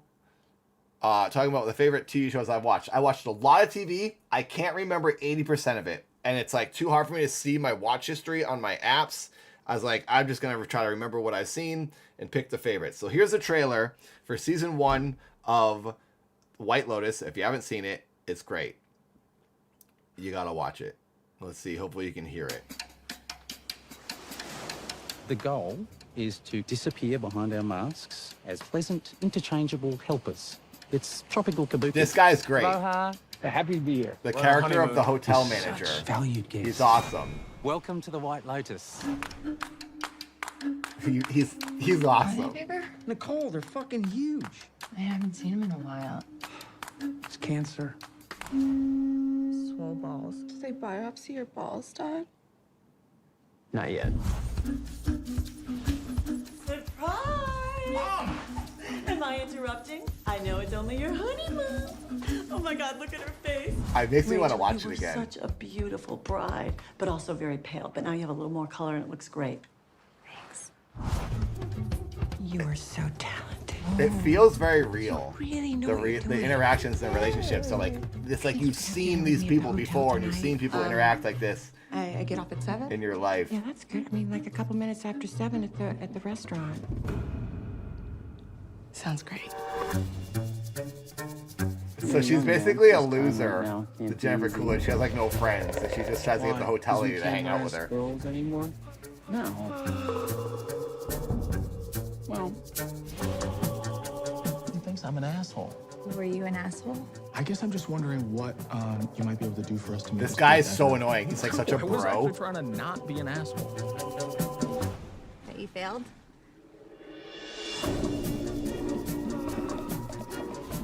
Where were you? I just walked I do watch Barry. I didn't see the end. My friend Andre was in the end of that, and I still haven't watched it. You guys saw Andre. I interviewed him on the first episode of my donut show, which there will be more of that. I have some upcoming guests for the donut interviews. If you haven't seen it, watch it. It's on the front page of my YouTube channel. Andre is in the season finale. I don't know how many episodes. He's in a bunch of the last season, and I wanted to watch it for him, but I haven't seen it. I loved Barry. I watched like up until the last season, and then I kind of just like forgot. Hello, Jason. Yes, here on YouTube. The show is sponsored yet again. Let's mention our sponsor of the show. My own merchandise, the NathanStation sweatpants. Get them now. Look at the logo. It's all over the leg. You can get a matching shirt. Wow, pajamas, if you will. Writing on the sleeves. Or get other merch. Keith Apicary, Neo Geo Arcade Club. Writing on the sleeves, or buy some dad merch, Trail Luaus merch. Link in the description for all my merch. Buy it. You can be a part of the show. We have branding now for an actual show. The Nathan Station was just a thing we said, and it had merch written on it. Merch with the words written on it. Now it's a weekly show. Welcome to the Nathan Station. Thanks for being here. Continuing on with White Lotus Season 1 trailer. Please enjoy. It's on the HBO Max Belinda is the best. app. Make an appointment. If she's not booked with me. Sometimes just watching them eat every night makes me want to gouge my eyes out. I like it because it feels like a long movie. What I want is to speak to your boss. It's like 8 or 10 episodes of a film. I don't think it's the most romantic hotel in Hawaii, do you? It's perfectly fine, but are you finding it very romantic? Okay. It's nice.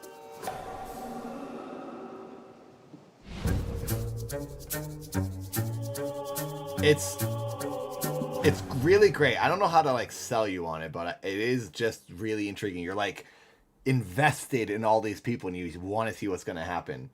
And then there's season 2. I watched all of it back. I watched season 1 and then season 2 in like 2 weeks. So the change, this is like a change in characters now. It's at a new hotel in a different, that was like in Hawaii. Now they're in Italy with new people. Whenever I stay at a White Lotus, I always have a memorable time. Except Always. for her. She's the one that stays. Welcome to the White the Lotus series. in Sicily. La Dolce Vita. You guys are here to learn about your Sicilian roots. Sounds like a fun boys' trip. Wasn't supposed to be a boys' trip. We're on a family vacation right now, and it's just the 3 of us, because all the women in our family... The dad, I feel like they shave his head. Doesn't this look too fake? Look at the hard line. Like there's no baby hairs. There's no fading into the balding. It's just like, boom, instant thick hair. And that's not how someone goes bald. It like trails off.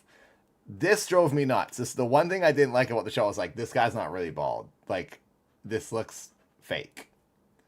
But maybe he really is, and that's his real hair, and I'm overthinking it. But it drives me nuts. As a man who focuses on other men's bald heads, I would know. The boys' trip. We're on a family vacation right now, and it's just the 3 of us, because all the Hello, women in our hot man. family hate you. Please, can we just drop it? Now that he's loaded, you think he regrets marrying such a dud? What is going on with you? There's a reason they invited us here. It's like you sold your company, you got rich, and now he's your best friend? Are these the kind of people we're gonna be hanging out with now? Did you vote, babe? Be honest. I did. Didn't I? Doesn't matter. Flirting is one of the pleasures of life. You're 80 years old, but the women I desire remain young. You can relate to that. I just wanted to inform you that my good friends here, they're going to be visiting me this week, coming and going. They come and go. See you later. Bye. I see.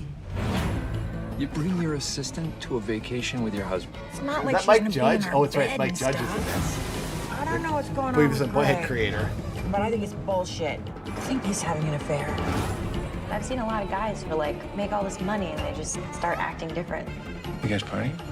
Lady Molly. Oh my God, are you kidding? That's fun. That's fun. That's fun.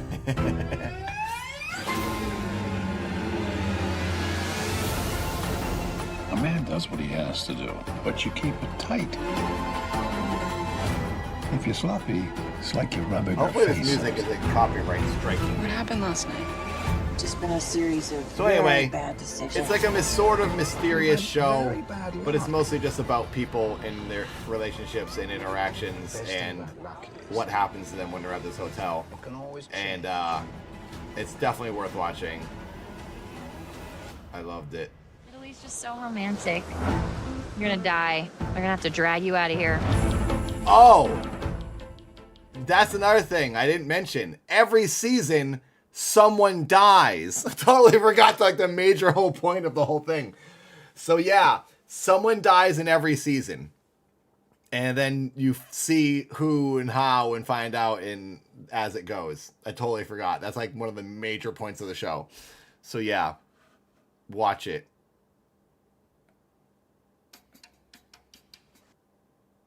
Well, let me get back to my... Here we go. Okay. Continuing on with the TV series, another show I watched and I really liked was The English, put out by BBC. I don't know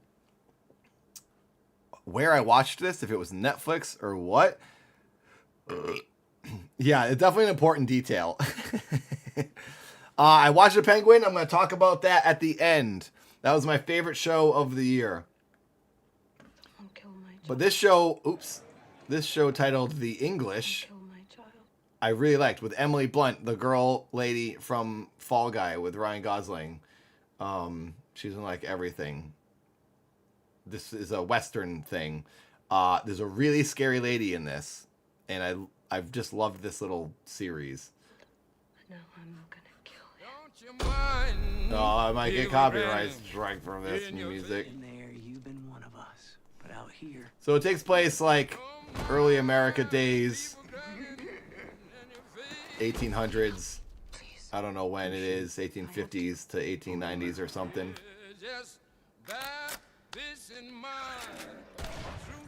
I'm keeping it turned down because they're playing a song right now.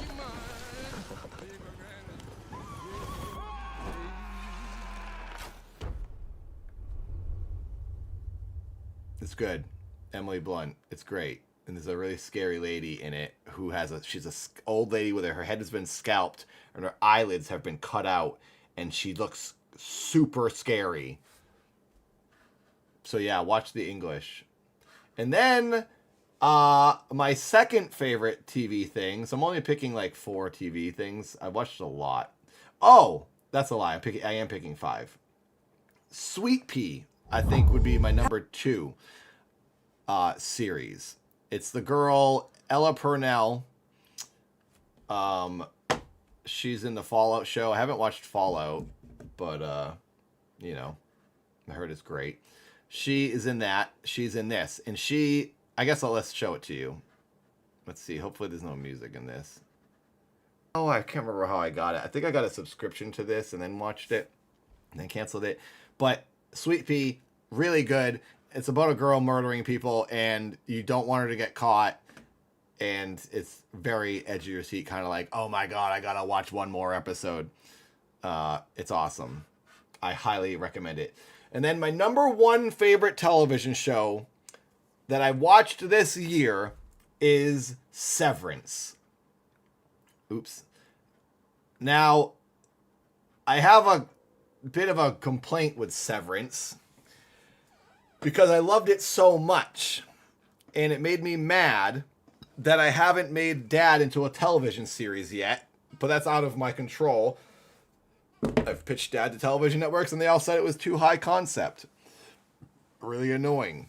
Now, seeing this show come out, I think, okay, maybe it isn't too high concept anymore. Maybe it is time for Dad to have a TV series because the Backrooms are doing really well. Kane has a A24 deal with his Backrooms story. Severance is on Apple TV, and it's very Backrooms-esque. I think now is the time for Dad. Hence why I'm going to make this Dad short film in 2025, starting in January when I start the Kickstarter. The reason I want to shoot this in 22 minutes, the Dad film, is because I'm going to do two things with it. I'm going to send it to film festivals like a traditional short film. Be like, here's my Dad short film. It's weird, it's horror, it's scary, it's suspenseful, it's strange, it's weird, and it's unique, and it's funny. I'm also going to take that 22-minute edit, and I'm going to go to television studios, and I'm going to pitch it as a possible series. And this would be one episode out of many episodes. I think this thing I'm going to film, the way I wrote it, it could work as a movie and or it could work as a television series. Knowing that Severance is out, this show exists, I feel Dad could exist. Because it's another strange, weird concept in strange, weird world. Another chance for me to plug the Dad film that I'm going to make early next year. Please support the Indiegogo Kickstarter, whatever it is I do, starting in January, because I will need your support. We are 11 likes away from 100. Can we please hit 100 likes? Holy crap. Please, please, please. Thank you very much. And we have earned basically $31.96. Is that what that says? $31.98. We're 2 pennies away from $32. Can we at least hit $50? Will we hit the goal? Halfway to the goal. Honestly, $50 is what we try to hit every week when we do the Passion streams. So if I can hit $50 for these Sunday NathanStation streams, well worth it. Because then I will earn, what would that be? So I would earn 200. So if I was to get $50 for every Wednesday night stream and every Sunday afternoon stream, that's $400 a month, which is a big fat chunk of cash for me to help keep the shows going and pay the bills. So thank you very much, everyone who has supported. And if you want to become a member, that's the best way to support, because then you get emotes and then you can spam them in the chat and have the cool badge next to your name, and we can get more emotes the more members we have. So here we go. My number one favorite television show of the year is Severance. It was on Apple TV, and the season two is coming out in like a couple weeks in January. This show makes me really, really happy and really upset because I wish I was making television content and not just internet videos. I have to push it so hard this year. I gotta get myself, because what I'm making and what I make, I know I'm capable, and I know I should be just making bigger and better things. But that's like out of my control. I just need a network to finally give me the money to do it and say, yes, we'll go make this for you. Your idea is cool. It's 20 years now I've been pitching television networks, and it's like the biggest risk and gamble in the world. But every once in a while you get a deal from them, and it could work out. So this is it. This is my 20th year in Los Angeles, and this is the year. This is the year I make my television show or full feature film. Fingers freaking crossed, baby. Every time you find yourself here, it's because you chose to come back. The technology you'll see, the computers are very much like the Dad computers in my Man series. Like, the tech is this very retro tech looking stuff.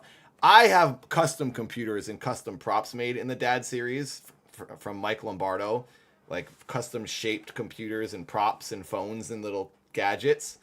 And I thought this show did the same, but then it turned out I learned that the computers they have are actually old computers that they're repurposing. I'm pretty sure, correct me if I'm wrong, but you'll see the computers in this show. I thought they made their own custom tech like I do, but I don't think they do. That's another thing. That's another little advantage I think Dad has over Severance. Not that they have to do that, but, you know, it would have been cool if they had original props created for the series.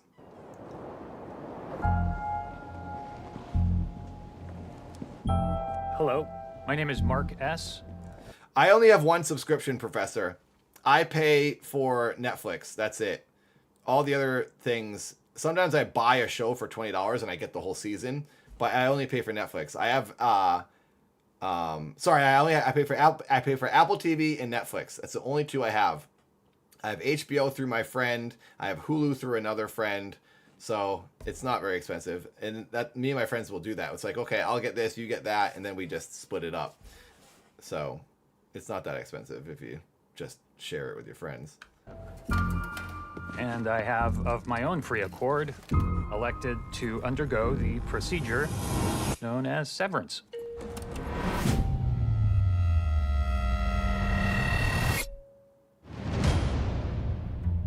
It's a really good concept. To sever my memories between my work life and my personal life. I acknowledge that once the procedure is complete, I will be unable to access my personal memories whilst on the severed floor. Say gratitude. Nor will I retain work memories. Hey! Sorry, when I return home at the end of the day. I make these statements freely. So I don't know if you guys, the concept is when you go to work, you don't remember your life outside of work. You only remember in here. So basically for the person in the work space, their mind resets once their mind goes off once they go to get in the elevator, and then it turns back on. So the person in the work basically doesn't feel asleep. They don't feel the gap in time. Basically what happens to them is they go in the elevator, and then there's like a little blip, and then a second later they're back in the elevator and they got to start their day.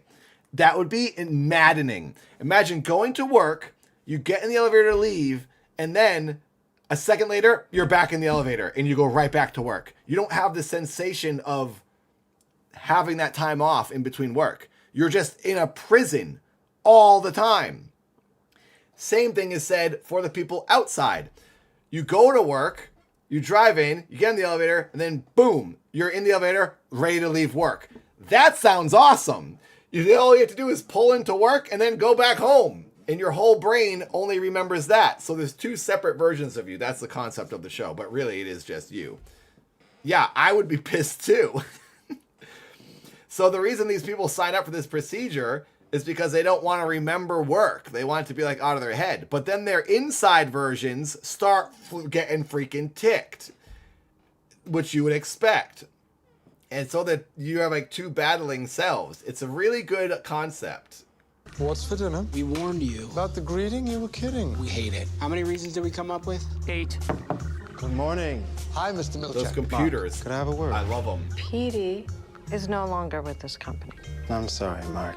You guys were one of my favorite office friendships. What happened? We'd love to tell you, but unfortunately, non-disclosure policy forbids. I confer upon you the advanced role of department chief. Congratulations. A handshake is available upon request. Thank you. May I have a handshake? Do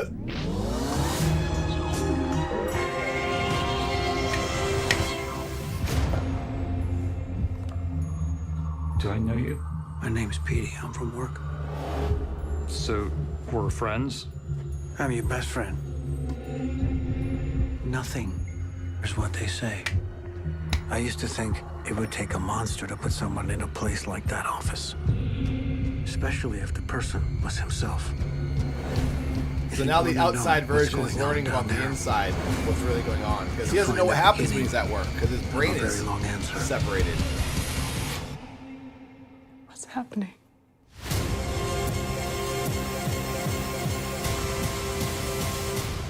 What is it we actually do here? Oh, I might get a copyright strike. I might have to mute this segment. I just forgot the music was playing.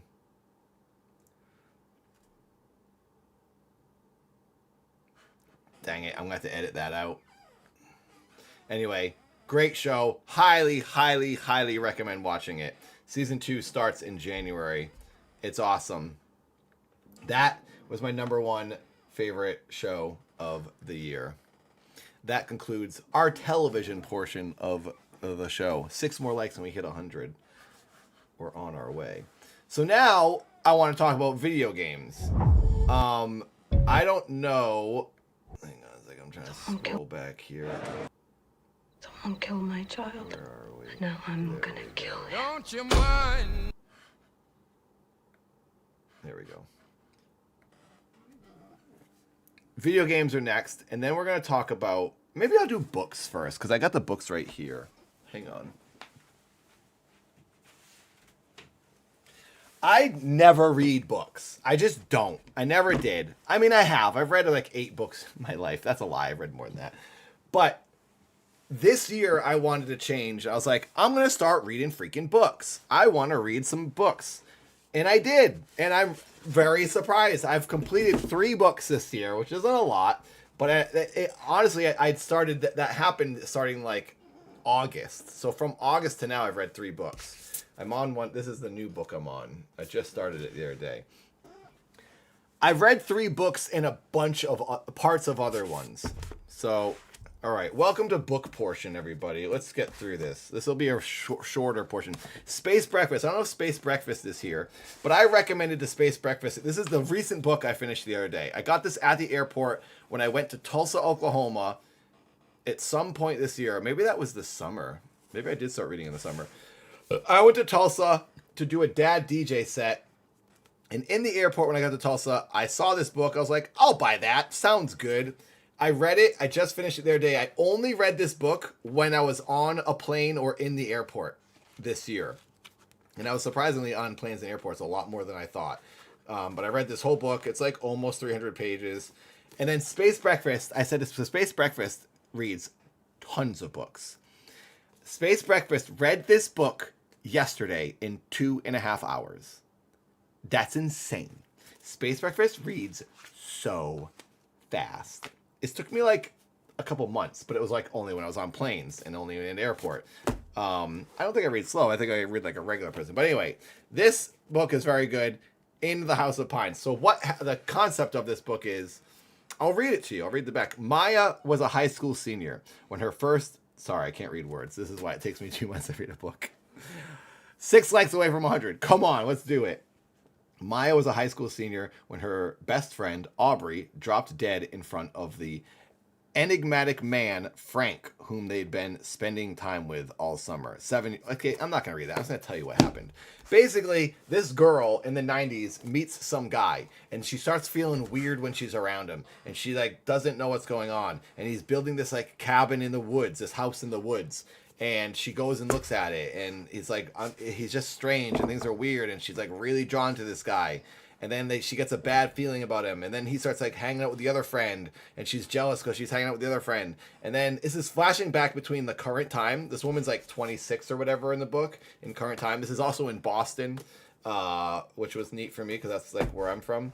So the book jumps back and forth between her as a high schooler when she meets the guy and then her in the future. Basically, her ex-boyfriend, Frank, there's security footage of him in a diner with her old best friend. And then they're sitting there at the table, at the diner, across from each other, at a table, and then all of a sudden, on the security footage, the girl just passes out and dies at the table. He doesn't touch her, there's no drugs in her system, he didn't drug her, he didn't do anything to her, and they don't know how she died. It happens again to another girl, when Frank is with her, she drops dead. So now this girl... Anna, who dated him, Maya, I should say, sorry. Maya is like, he's killing people and I don't know how. It's like the perfect crime. How is he doing this? He's almost just like saying to them, die. And then they die. So she's going to figure out how he's doing it.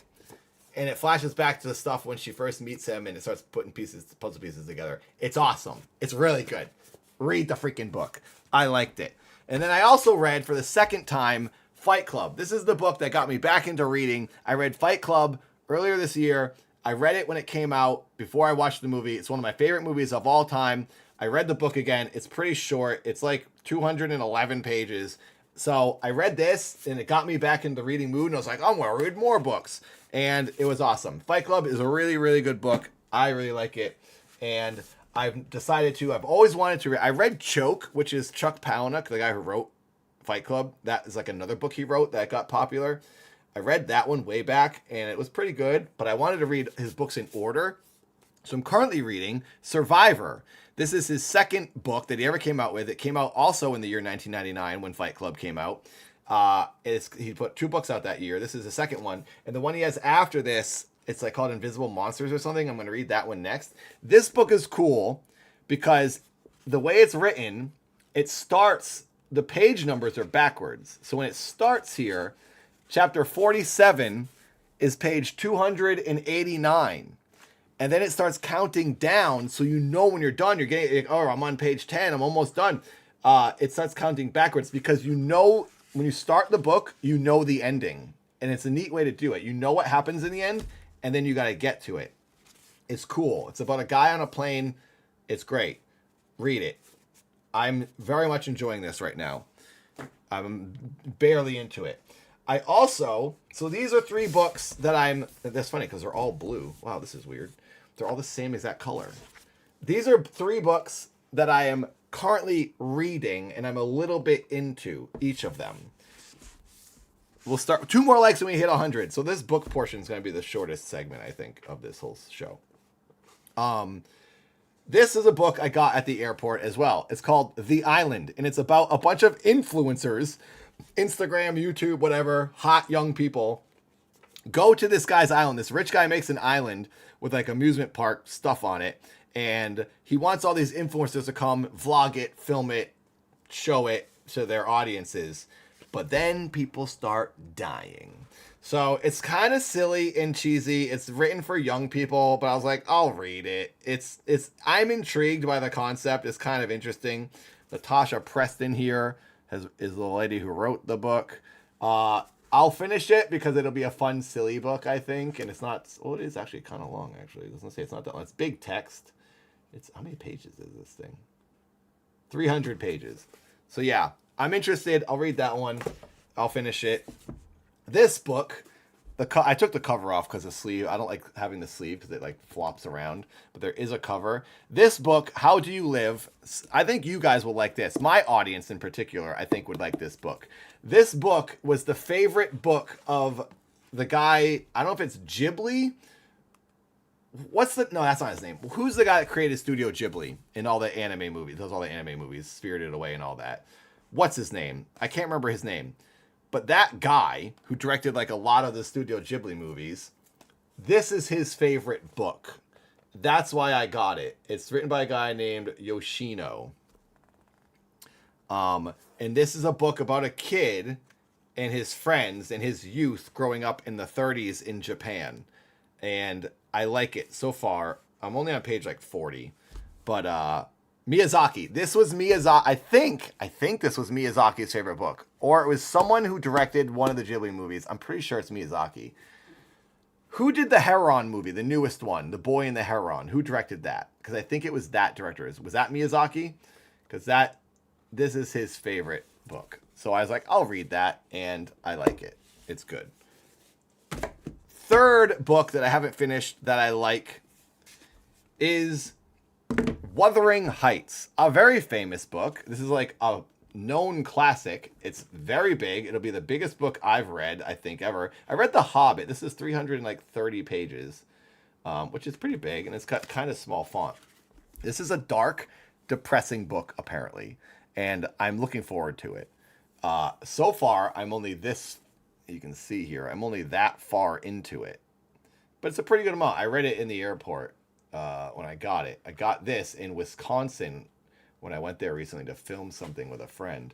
And it's about a woman who goes and stays at this like cabin, and the guy she meets, she falls in love with, he's like a horrible, crappy, grouchy, grumpy guy, and they have like this horrible relationship, but they're like madly in love with each other. So it's like this weird thing. Apparently it's a movie that they made in the 80s. Maybe they made it a couple different versions of it. It's a famous book by this woman, Emily Bronte. Her and her sisters were all writers. This is the only book she wrote, and she had like a tortured life as well. I think it's a pretty interesting life about the woman who wrote it. And she used to write under a pseudonym, because that was back when like women couldn't say that they wrote books because people would only buy books written by men. But eventually, it came out that she wrote it, and now she gets the credit for it, even though she's not alive anymore. This is like 1800s or something. It's a good book. I'm reading it. I like it. So there you go. That's the book portion of the stream. Books are cool. I like them. I never really read them, and I'm making myself read them now. Hello, Mike.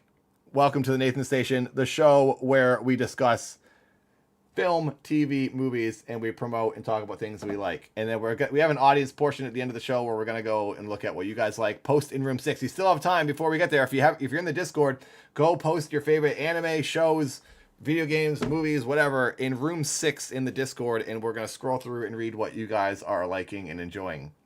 Wrestling matches, whatever, favorite wrestling moment, anything creative and entertaining is what we talk about on these weekly Sunday shows. Baphomet, you should do it. Reading is great. 2 more likes. Will we hit it? We're still at 98. Fingers crossed we can hit 100 likes. Thank you to everyone who's been supporting the show. We're at $32 basically. We're trying to at least hit $50. Now, we're going to go to the second portion of the fifth portion of the show. Video games. I should make like segues. I want to put like video games, but that's a lot more production than I'm prepared for. So we're going to try at some point to upgrade the production of this show. If I start earning the $100 a week, I'll definitely put a little more effort into it. So we're going to talk about my favorite games that I've played this year that I can remember. I'll say this at first. World of Warcraft, I played for the first time this year, and I loved it. It's awesome. But I don't really have anything. I guess I could show you. Someone posted a trailer in Discord, so we'll watch that later. World of Warcraft, I never played. I started playing it, I think, in March, when I was still on Twitch. And, oh boy, do I love World of Warcraft. I did not expect that at all, but I don't like it like other people like it. I play it in a weird, different way, and it actually made a lot of people frustrated when I was playing it on Twitch. I like it being in third person, where you're low and you see the character right in front of you. I like the battling, I like the fighting, and I just like sitting in the taverns and pubs and eating snacks and sitting by the fire, going on adventures, looking at the trees and the leaves. I don't like the top-down view. I don't like the dungeons and the grinding. Those are kind of fun, but really I just like walking around the land and bonking a wolf in the head and then drinking a nice, tasty drink. That's what I like about World of Warcraft. It's amazing, and I will say World of Warcraft is one of the best games I played this year. So happy I've discovered it. I have part 1 on this YouTube channel of me grinding. I'm going to just slowly put that online. I haven't even put up the episode 2. Basically, from level 1 to 10 is documented in a YouTube video. You can get up to level 80 currently. Basically, when you hit level 80 with your character, that's the end of the game, in my opinion. People say it's not the end. There's always more things you can do. When you find the dragon, that's the end. There's never an end of World of Warcraft. But I think getting to level 80, you did it. Start a new character, go do it again. That's your second attempt. So I was going to document in levels of 10 at a time. Level 1 to 10, that's the first video. Level 20 to 30, that's the second video. So on and so on until you hit level 80. So there'll be 8 episodes. Each episode is like a couple hours long because it takes a while to get through those levels. I was going to continue documenting that. If people want to see that, let me know and I'll put it up. It didn't do too well. Not a lot of people watched the video, so I don't think I have a huge World of Warcraft audience, but I did love that game. Now, let's get back to the other games. I don't normally play Call of Duty games, but I did this year and I really enjoyed them, but not the online multiplayer. The storyline campaign mode is what I liked. And the one I played was Call of Duty Vanguard, the World War II game. This game... Oh, that's the wrong game. That's not Call of Duty. That's Spooky game. Call of Duty Vanguard. The storyline, the cutscenes are incredible. Lifelike graphics, man. It's awesome. And my old friend Dominic Monaghan is in this game from the Ray Amsley and Talking Classics videos. You know him from Lost and other things. The Hobbit from Hobbit World Goes on a Great Adventure, whatever those movies are called. Game of Rings. He's in this as a naughty German man. Some of you watched me play this. It's on the front page of my YouTube channel. If you scroll down, the bottom playlist is the Call of Duty games because I'm going to do more. You can see in 2 parts, I beat this game in 2 logged, saved streams, which are now there as videos, Call of Duty Vanguard, and I've since started playing Call of Duty Cold War, which takes place in the 80s. This is World War II. Let's watch the trailer. This game shocked me, because I don't really care for shooting games, but holy crap, it was an adventure. I felt like I was living a movie.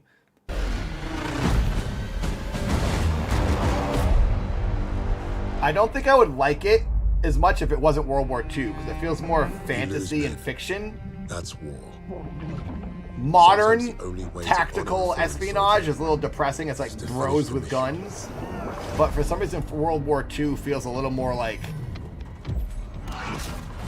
less current, so it feels less real. After years and of less fighting, depressing, the I war had guess. shaped us all.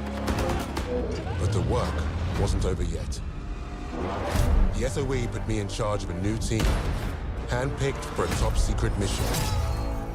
I'd led soldiers before, but this group were far more than that. Lucas was an expert Look at the demolitionist graphics! who had issues with authority. And this is 2021. It was the most dangerous thing in the skies, and he never let you forget it. Helena was the best sniper in Russia. I liked her storyline a lot. But vengeance. Richard was my right hand. He always had my back. We were aimed at where our enemy was most vulnerable. Berlin is burning. From the ashes shall rise our vision for something great to the Fourth Reich. Freisinger is leaving Berlin. He's taken the Reich underground. Christ, what is that smell? It's the smell of death. Normally there are proper procedures to extract information. There's Dominic.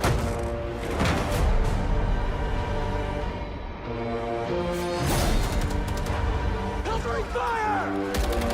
We can end this. Bury the Reich for good. Glory is worth nothing when you're dead. This fight, it matters. It really was like playing like living a big movie. Forged in the fires. We were the tip of the spear. We were the vanguard. It was great. Digital pre-orders get instant access. There you go. And now, because I liked it, I've been playing. I did one stream of it the other day. I'll continue until I'm done, and then it'll be saved on the front page in the same playlist, the Call of Duty playlist, as videos if you want to watch them. So you can watch me play that whole game on the front page. It was awesome. The story is really good, and the graphics are crazy. And I was like, wow, I guess I like Call of Duty games. But I will never play the online stuff because I'm not good enough, and I don't like online shooting games because it's like, what's the point? You just shoot, kill a bunch of guys, and do it over and over and over, and there's no end. Then you die over and over, and you gotta respawn. It's like, I like the story, I like the plot, I like getting to the end, and you beat the game. And the graphics and the cutscenes are awesome. So yeah,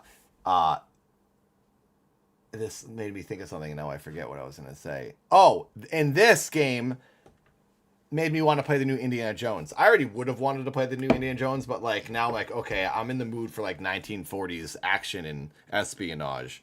And I heard the new Indiana Jones game is awesome. I haven't done that yet. I haven't played it yet. City Builder games, Raspberry? No, I've never played any of those. Metal Gear 3. Metal Gear is my favorite game of ever. Yeah, right? Professor, the writing was really good in Vanguard. Yeah, I have a friend that's playing Indiana Jones, and he said he liked it. So Call of Duty Cold War I'm into now, and that's what I'm liking. So I don't remember much else. Oh, okay, we'll go back here. Let's do this. So the only games I remember playing were World of Warcraft. I played Sims, actually, this year. That was really fun. The modern Sims was awesome. I'll throw that on my list. Call of Duty Vanguard, World of Warcraft. First time ever playing it. Really liked it. Sims, really liked playing Sims. And then we have two more games to mention. The Mortuary Assistant, the horror game. I reluctantly played this. I didn't want to play it. People made me play it on stream. And I ended up playing the game. Didn't we play it like 5 times? I never even put out the video. We beat it and we got the ultimate 5th ending last time I played it on Twitch, and a big thanks to Dragon Buddy. I think is why I was able to do it, because Dragon Buddy was helping me, I'm pretty sure, as far as I remember. I recorded that, and I never put the video out on this channel because I kind of stopped putting out gameplay stuff because the gameplay stuff wasn't doing very good, and I kind of wanted to get back to just making like normal, regular videos that weren't game related. But I still have it. I could still edit it and put it out if people want to see it. But the Mortuary Assistant is such a weird... If you haven't seen it and you haven't seen me stream it, I'll play the trailer. It's dark and gross and scary, and there's like a demon and you get possessed, and it's weird. It's a very original game, and I played it like 15 times. So I had to add it to my list because I played it so much. It just had to go on the list of like the best games. It's like it wouldn't be... I must not like it if I play it that much. I must like it, is what I'm trying to say. So, but that's weird because I don't know if I did like it because it was depressing and it was scaring. I'm not good with scary stuff. But Mortuary Assistant, this is the trailer. If you haven't played it, it's on Steam and probably other places. It's really good. I'm sure you've seen it and heard of it. This is old news at this point, I'm sure. You see naked bodies. You clean up their gross scabs. Dead naked bodies. Oh, so many scary things happen. Oh, I don't even want to look at it. Oh, there's the freaking mother. I hate her. I hated that when they would open the doors and slam the doors. This freaking possession stuff was scary. But there's like 5 endings you can get, and I finally got the good ultimate last ending. It was like the 5th one. I hadn't got them all. And then I did it the last time. I haven't put that video out yet. But yeah, there you go. Mortuary Assistant. No, it's going to Call of Duty. It's great. Check it out. And then the last game I will mention is probably, I'd say this is the best game I played for the year. I didn't even beat it, but it made the biggest impact on me, and it got the best reaction out of me. And you can see me play it on my YouTube channel, and this video is that. The game, what I'm going to give the best game of the year for me, and then at the end we'll go down like best game, TV show, and anime and movie for my picks of the year. For this special episode, this is the first episode of Nathan Station, so we're kind of making it a 2024 recap. Going forward, the episodes won't be dictated by year. We'll talk about anything from every year. Just a reminder, I said that earlier, but if you're just joining, this is a episode 1 year-end recap special, Nathan Station, where we'll talk about our favorites. This game was my #1 game of the year. Mullet Mad Jack. Recommended to me by DJ Nikki. Holy crap, this game is incredible. You can watch me play the beginning of the game on this YouTube channel. This is that video. You gotta play this game. It's so good. Gamer! Oh, I blew up that. Oh, that was awesome. Blood everywhere. You guys have to get this game. This is incredible. Welcome to my face. Thank you for coming back to it. No, we're not gonna watch the whole video. Today is a very good day. We are playing a game that looks incredible. I have never played this. I've only seen footage just recently. DJ Nikki suggested this game to me. We won't watch the whole thing, but I could just play the trailer for you. But I figured I'd mention that I have a video and you should watch the video on my channel. It's cyberwave. It's everything wave. It's amazing. I just want to show you. I'll show you the intro. The intro is great. At least. Look at this. For my oh, I love this game. It's anime. The music is so good. The soundtrack is amazing. What a cool dude. I want to be a cool dude. This is the best, dude. Here we go.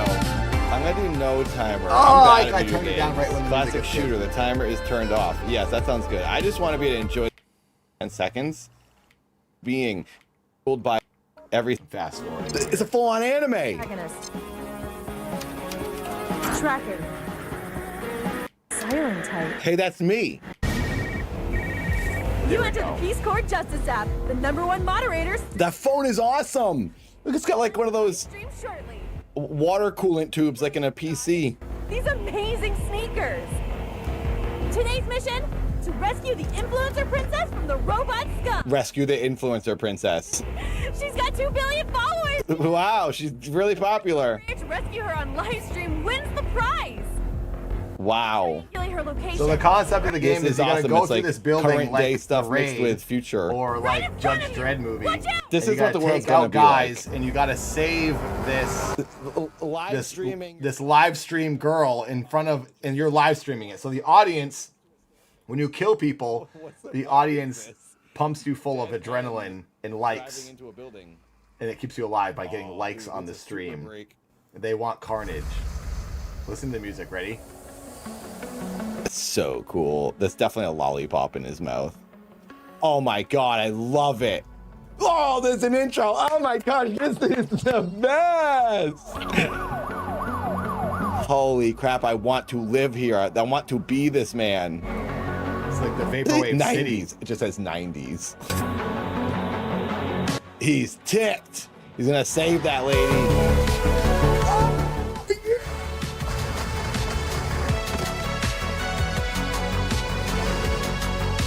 This music is amazing. Watch it, naughty boy. Music is End so robots. Okay. Am I doing this? Okay, this is. So it's a first-person shooter that's really over the top and it looks like anime. It kind of feel like it looks like a Dreamcast game to me. She has her own energy drink. L2 kick. Let's just get to the action. Oh, I can dash. Oh, I can dash and kick him. Oh, I shot him in the dingus. So it just gets R2 wild. It's awesome. Number one Makes game of sense. the year for sure. Oh, triangle, I can run. There's a couple ways to run. Oh, bad at aiming. Can I shoot this? So yeah, This try it, play it. It's awesome. Or go watch Can I this kick full that video guy on my too? channel of me Cool, destroying look- dudes. oh, and It how's gets a lot finish busier that? and hectic, more hectic. Like you're just running through, blazing through. Here, let's just do this. Okay, I go to Let's the go most with boring part of this. Come on, where is L2 everybody? finisher. Dyslexic. I always do the wrong L and R.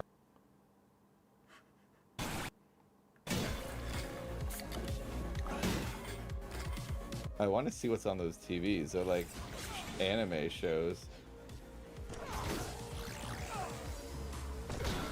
I'm just skip past these fools.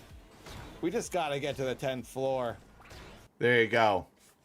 That's the number one video game of the year for me. Mullet Mad Jack.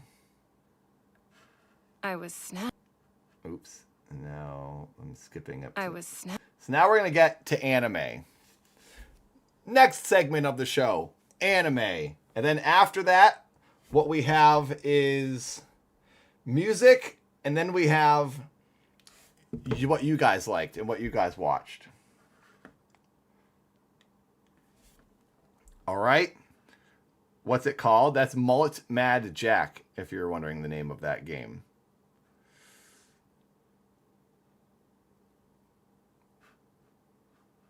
Right. So now we're going to get to anime.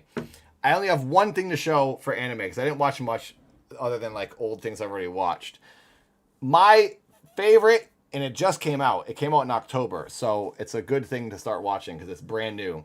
My number one favorite anime for the year was Dan Da Dan. It's awesome. Many of you have probably heard of it.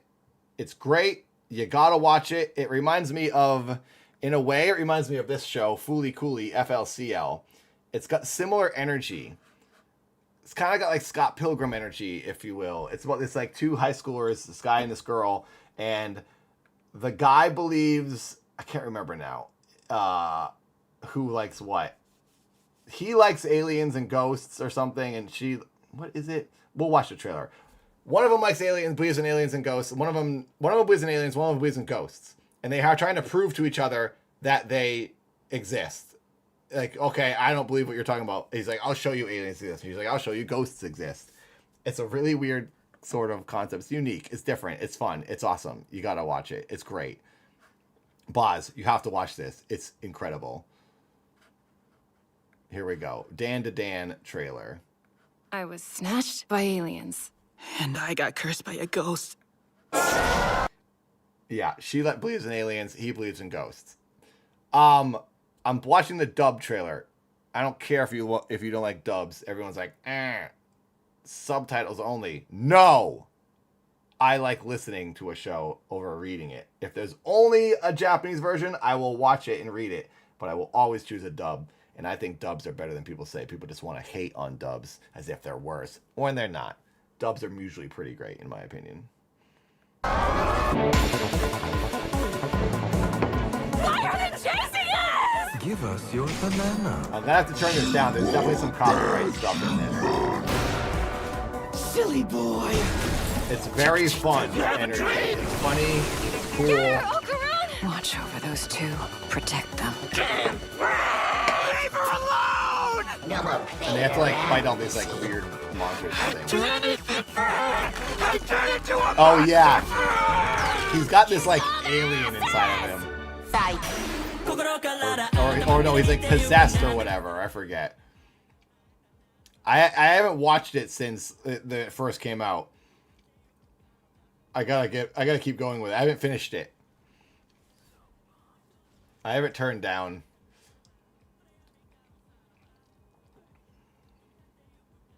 But she's like cool and he's like not cool. She's like a cool kid and he's like a loser. So they're like an unlikely duo.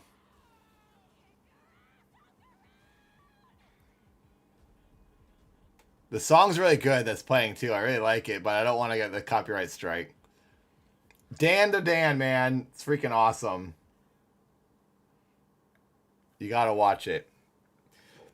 That's the anime portion. Really fast portion of the show this week. Going forward, we'll talk about all kinds of anime, not just 2024 stuff, so we'll have longer portions. Talk about one of my ultimate favorite shows, Neon Genesis, like Masato back here. Talk about Hajime no Ippo, boxing anime, one of the best shows ever. Speaking of, my coach just texted me.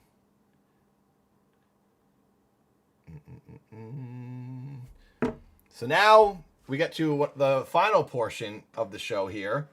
Second to final. The final portion is you guys, what you guys are liking. The final portion for me is music. Music I've listened to. And I'm just going to show you my top 3 songs that I listened to this year.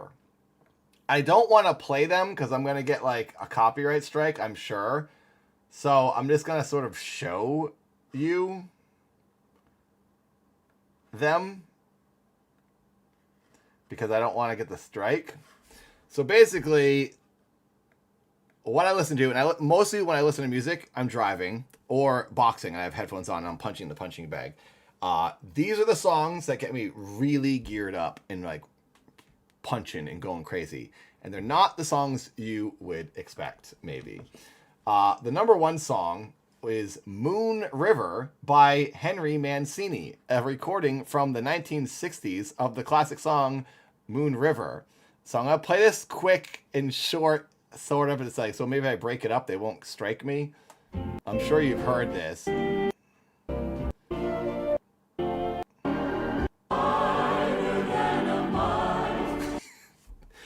It's not what you'd expect. Oh my God, this song gets me going. It's so opposite of what you'd expect to listen to when you're boxing. But when I hear this song, I get so charged up and like so emotionally driven. I want to wreck stuff, but I feel good at the same time. This song is so good. It's also from the movie Breakfast at Tiffany's, and Audrey Hepburn sings the version. I have that version as well. I really like, but I like this one more. There. Hopefully they don't claim me for that. You've probably heard this. It's like there's a choir and wherever. It's so freaking good, dude. Gets me pumped up. So yeah, Moon River. Listen to it. Great song. My second favorite song was by my friends. Yell. This song, Les Soupirs et les Refrains. Don't know how to say that. I butchered it, I'm sure. French song. You guys have seen them. I've been in a bunch of their videos. I love them. Spent Christmas. My favorite Christmas was spent with them in 2019 in France. This song is so good. this is something I haven't told anybody. I think maybe I've mentioned it a little bit here and there, but I'm pretty sure I haven't like really said anything. I'm going to make another classic dance video. A Nathan dance video. Like all my other dance videos, cutting around different locations outside, dancing in public. I'm going to put that out. I wanted to put it out by the end of the year. It was just too hard with everything I'm doing at the moment. Trying to get ready to make this dad film and boxing and doing these weekly streams. But I'm going to make another a dance video. Thank you for 105 likes. Can we hit 122, my lucky number? 122. And can we hit halfway? Can we hit $50? We need to get like $18 more, and then we hit $50. Thank you very much for the 32, everybody. This song is my second most listened to song of the year. They were under a big label when they made this album, so they'll probably strike me. But I wonder if I can play a second of it without it. It's just so good.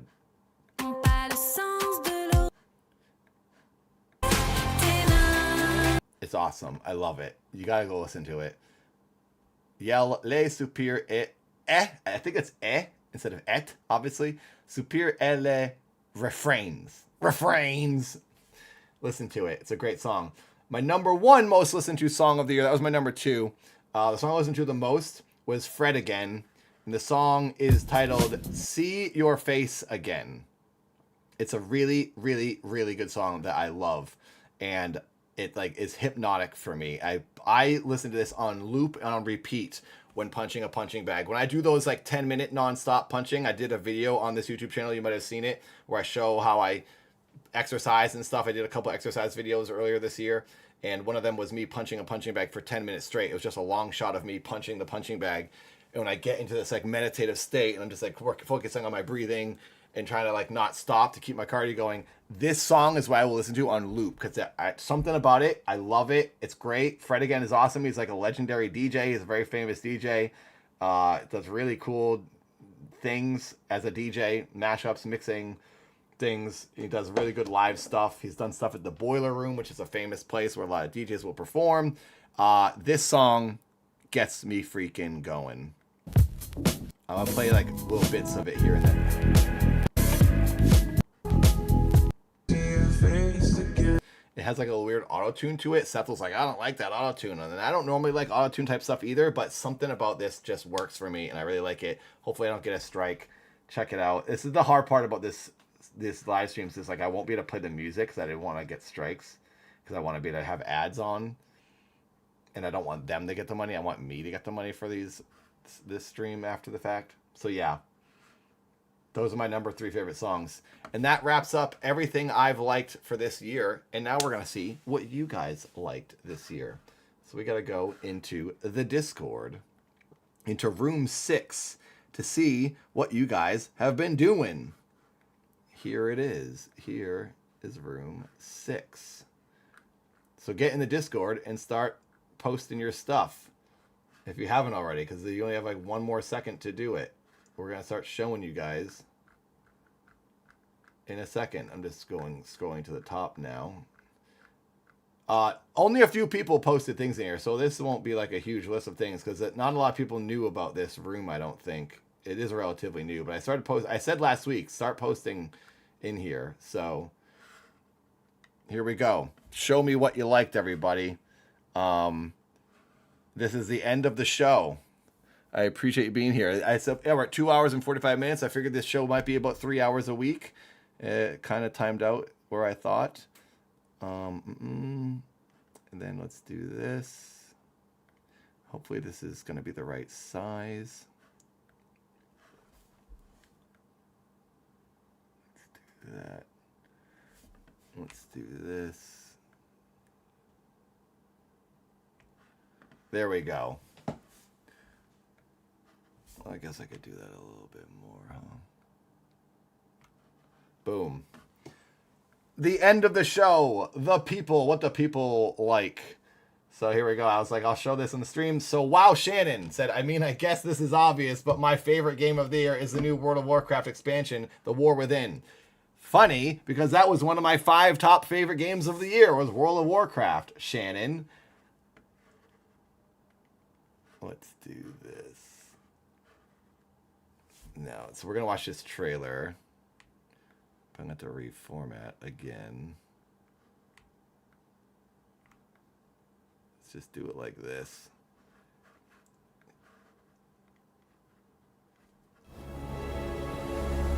I don't think I'll get copyright strike for this music.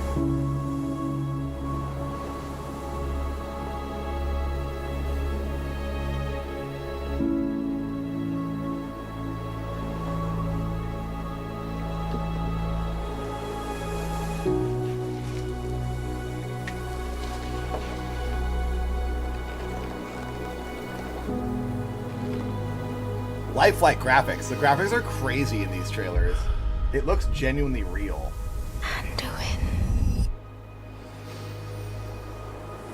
When did this expansion come out? Oh, a year ago, it said. This is a trailer for it. But when did the actual expansion come out? Was it this spring? This earlier, the beginning of the year? That looks so real. August. Oh, it was August. So it wasn't too long ago. You're here to tell me we don't get to hide. Is that it? You needed time. We stayed away. But time by itself heals nothing.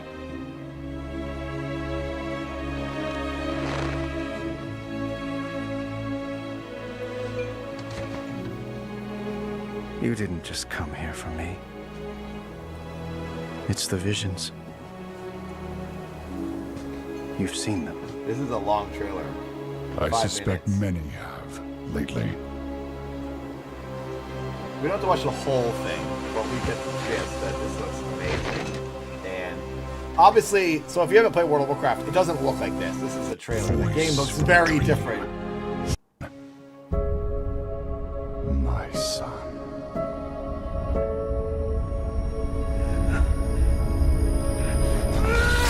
He's the son of that guy? And away. Who's coming? It'd be so funny if they then cut to the game footage and it looks like Nintendo 64 graphics, which it does.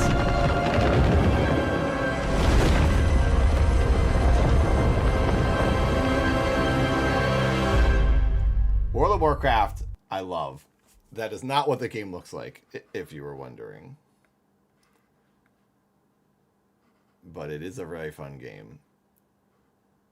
And now one of my favorites.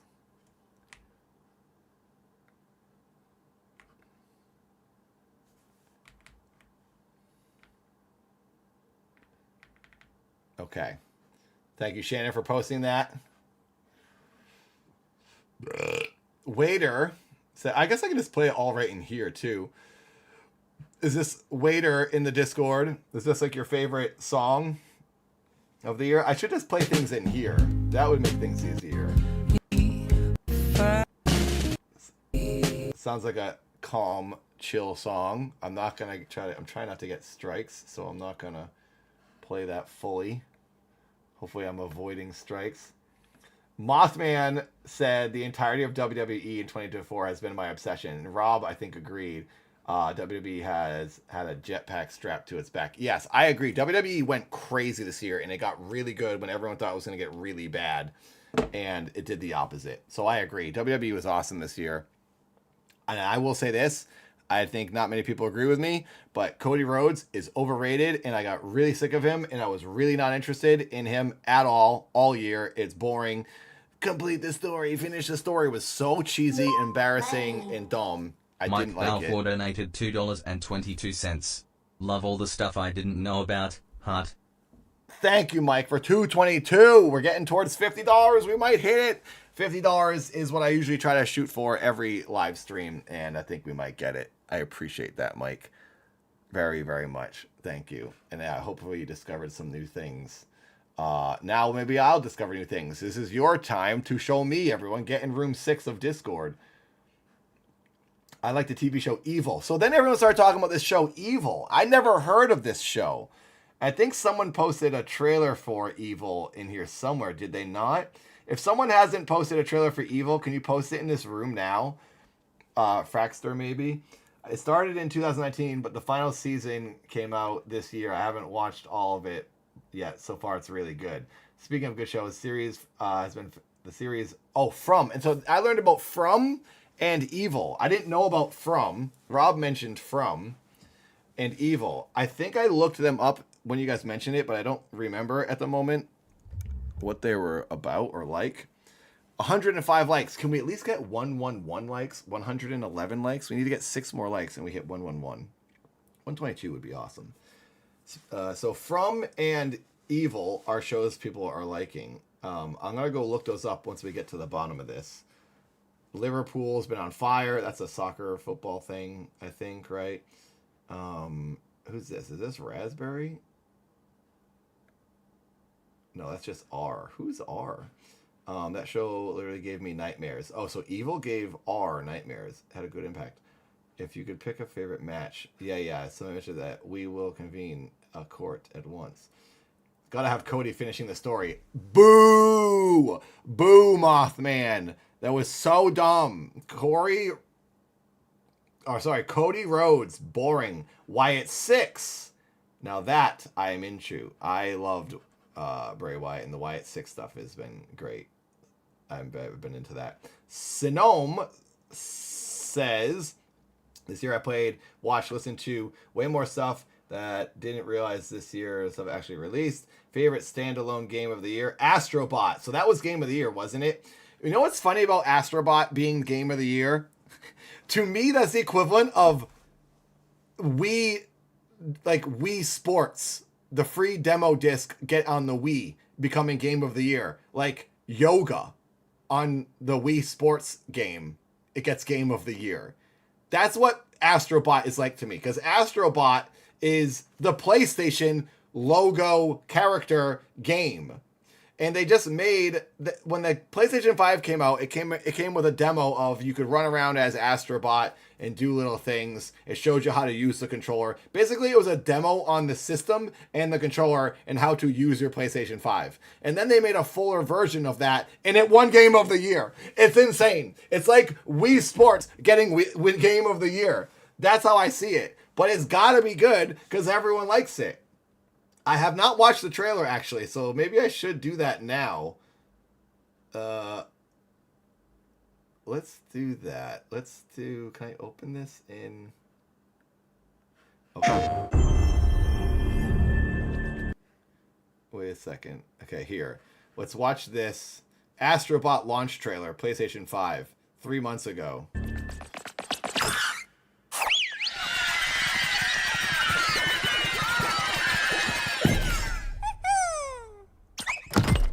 Yoda, what's up? Mario came with the NES. Yeah, but it just seems like not a full game, but I guess it is. It's just kind of silly to me that, not silly, I'm sure it's awesome and I'm sure I'll love it. It's just funny that it's Game of the Year.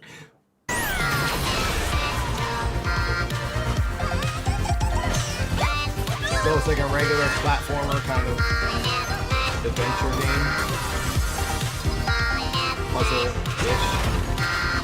Ooh, the water. I always think when water looks good, then you got a good game. That's good graphics. And that water does look good.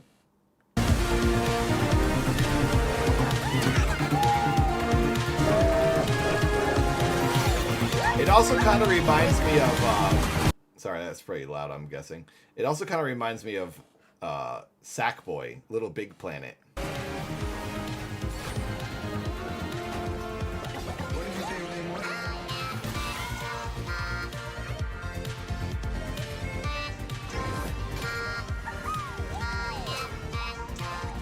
What a good song. I Am Astrobot. Ooh, I like that. I like that pixel stuff. Oh yeah, so it's basically a Mario game. Astrobot. It's like, it says the same thing over and over and it's really catchy.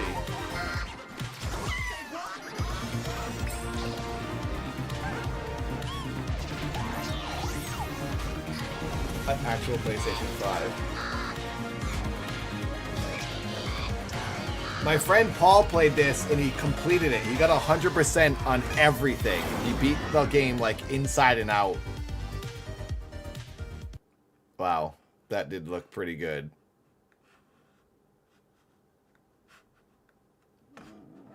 Sonome, good suggestion. So yeah, everyone should get it.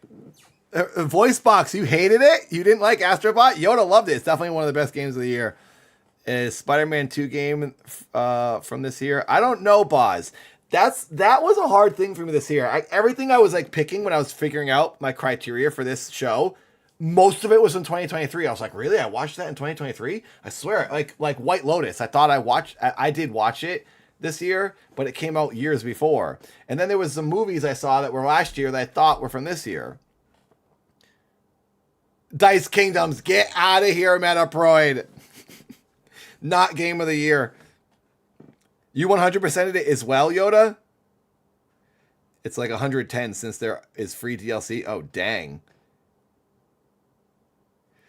Yeah, play the original. That's what you got to do. You got to play the original demo of Astrobot for the PlayStation 5, then the game.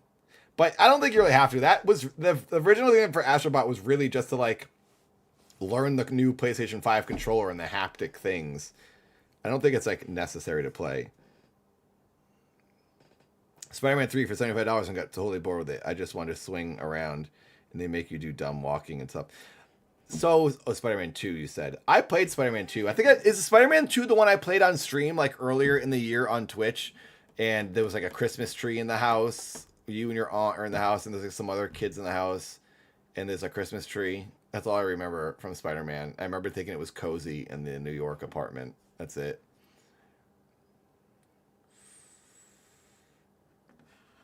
Silent Hill 2 remake. I played that on this channel. You can see me playing the beginning of it. It was all right. I don't really care for the Silent Hill games, honestly. And I honestly, after playing it, I wasn't like, I have to play the rest of it. And everyone was like, oh my God, Silent Hill 2, best horror game of all time. And then they remade it, and it looks really great. And I was like, yeah. Honestly, I liked Mortician's Assistant or whatever, Mortuary Assistant. I thought that was cooler. Favorite non-anime show of the year, Arcane Season 2. I'm not going to watch those trailers. Yeah, copyright warning. Everybody knows about Arcane. It's like an animated thing. And then they made a game. Well, they didn't make a game, but the characters are playable in like one of those Fortnite type games or something. Favorite anime of the year, Dan to Dan. We just watched it. Yep. Also my favorite anime of the year. Favorite movie of the year, trailer in Japanese with English subtitles. What is it? 27th Detective Conan movie? What the heck is that? 本日深夜0時、尾上拓三氏所蔵、東久保栄達の秋差し2本、頂戴に参上する。Japanese anime. I'm not gonna understand any of this. Anime looks good though. I like the style. It's like modern, but not too modern. They got a little bit of CG stuff going on. Definitely a reading show.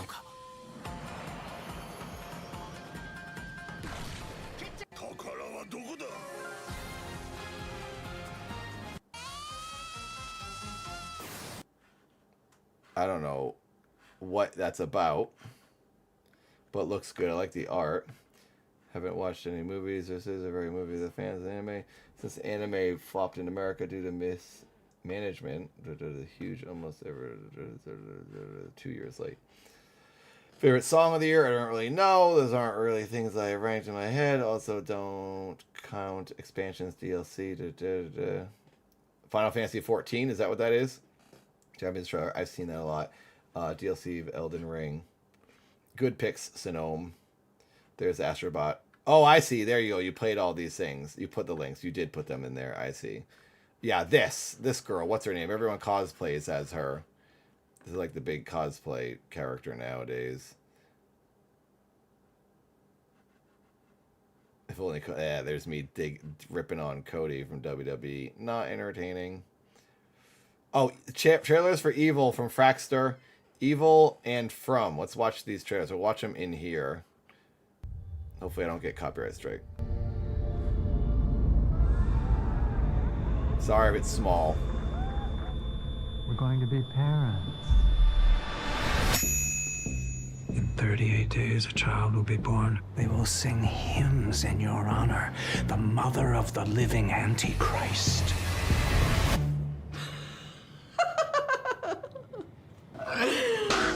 Is this supposed to be like Rosemary's Baby, the TV show? You guys seen Rosemary's Baby, the 70s horror movie? Good spooky movie. I'm gonna turn down this music because I'm probably gonna get a strike.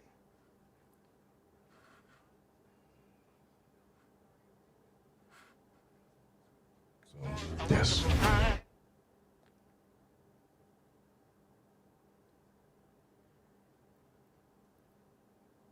Werewolves and demons. Are we now hunting witches? Okie dokie. So they're hunting witches. The final season. Oh, so it's season 4 of the show Evil.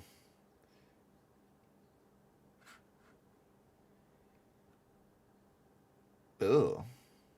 So it's kind of a comedy then, yeah.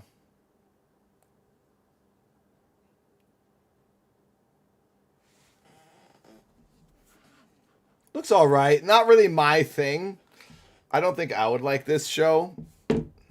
Not really intriguing me, but apparently everyone seems to like it. From, let's see what From's all about. Oh my god. Like a dream. Everyone's got music. Is this like an apocalypse type thing?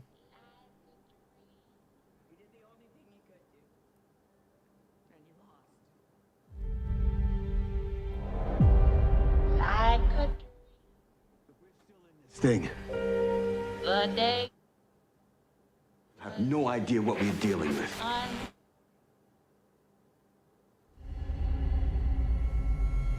Are they zombies?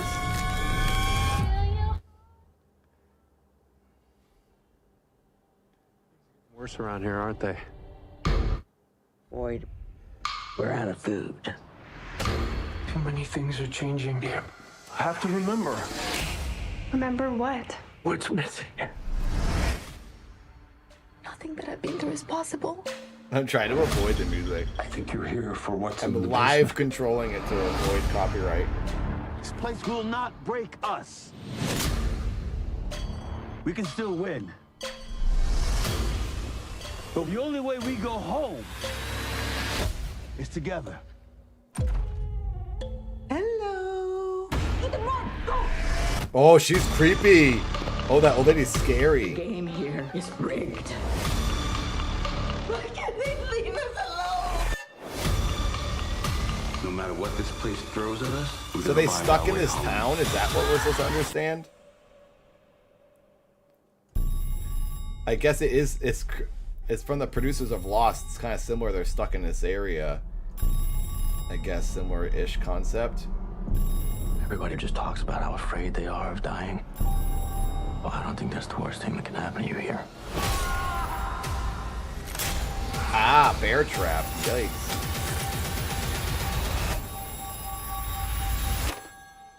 Hello? Spooky. Answer the phone. No one answers phones nowadays. You looking for these?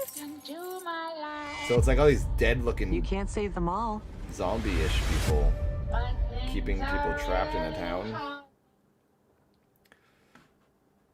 Looks all right. Dan to Dan from Waiter. Yes, thank you. It's 4 and 12 says Substance. Yep, that was my #1 favorite movie. Anime. That was my #1. Yep. TV show Nightmares and Daydreams. Oh, I haven't heard of that. That's cool. Video game didn't play any new releases.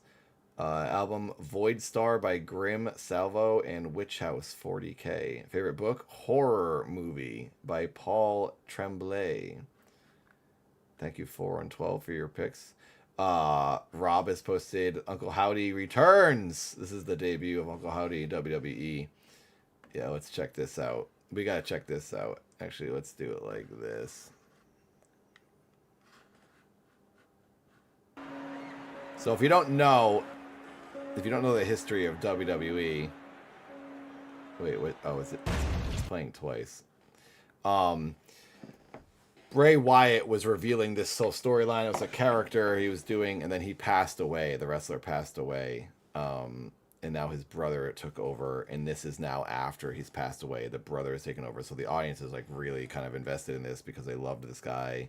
It's very sad, and there's a big, obviously big reaction because it's like, oh my god, they're continuing with the storyline even though he passed away, and his brother is the one sort of heading it up. It's amazing. So yeah, there's a lot of reason people to be invested in this. So, and it was like it's like the only sort of good spooky stuff WWE has been doing in the past long time. So the audience is pretty, and like the super fans know what's going on behind the scenes kind of stuff, and they knew this was coming. I think a casual fan might not have expected this to happen when it happened, so there's probably some good reaction for that here as well. So this is the debut of Uncle Howdy and his faction, which is called the Wyatt Six, SICKS, and it's 6 of them. I was originally going to be in this group. This sounds insane. I know it sounds weird for me to say that, but it's true. Bray called me and wanted me to be in this group when he was first planning this. I talked to him for 2 hours about it. He told me the motivation, the inspiration behind it. I was supposed to be the right-hand man. And he asked me about my training, what I've done in wrestling. He's like, okay, you can handle this for sure. Basically, I would be like his super excited lackey that would run in and like disturb, break up what other wrestlers were doing, and then I would just get hurt and injured, and like, but basically I was like, the front line, you would say, if you will, where I would run in, distract people, and then take a hit, not really be much of a threat, but then he would then be able to come down and do some damage or whatever. But I was kind of this guy my character was supposed to be like, I would do anything for him, even though I'm not like a great fighter or whatever. And there was comparison that he told me was from The Stand, which was Stephen King's story. He was obsessed with I think it was late 90s TV version of The Stand. And there's a baldish guy who played this character, but the main bad guy had this sort of like right-hand man who kind of does look like me a little bit. So Bray was a big fan of the Dad series, and he wanted me to be this part. He goes, everyone at WWE knows about you. I've been pitching you like crazy. It didn't happen because Bray then got sick, and then he's passed away. So I've been very invested in this too because I wanted to see who they were going to pick. And without him pushing for me, I'm not going to get in there. I think they probably didn't even want me anyway because they want to hire more traditional wrestlers. But if he was still around, I wouldn't be surprised if I got to be a part of this. It would have been incredible. So I was very invested in this too, to see like how they were going to do it, knowing what I knew before this. Like he told me this like 2 years ago now, when he was first talking. The White Rabbit stuff was just starting to happen when he told me all about this, and I was like, this is insane. This is insane. I can't believe this is happening. So anyway, I'm very happy they're now doing it, and his story is living on beyond him because it's definitely the most intriguing stuff ever in WWE. So here we go. Sorry, side tangent. Love it. So good.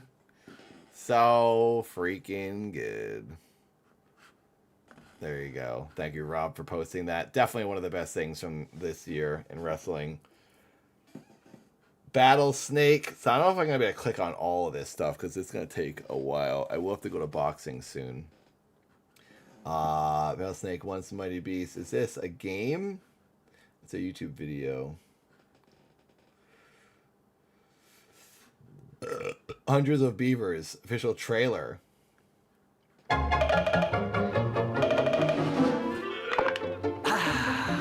From Frequency.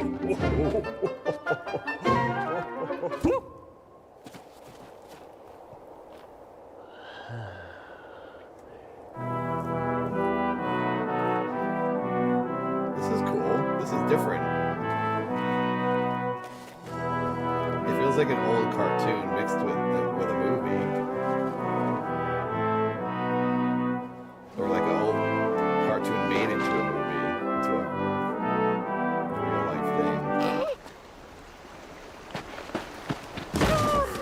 is he attacking them? Whoa, that was cool. Good handspring off of that guy. Oh my God. What is this? I've never heard of this. Oh, it did really well at film festivals, that's for sure.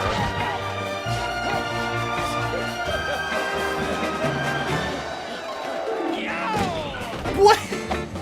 He's just fighting beavers? Or they're fighting him?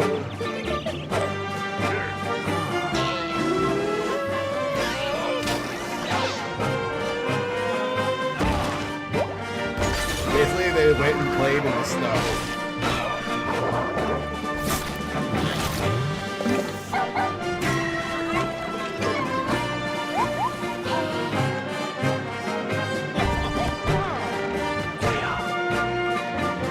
I don't know if this music's gonna strike me.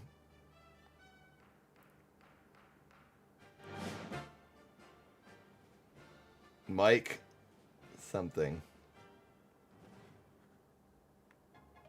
That's cool. That looks different.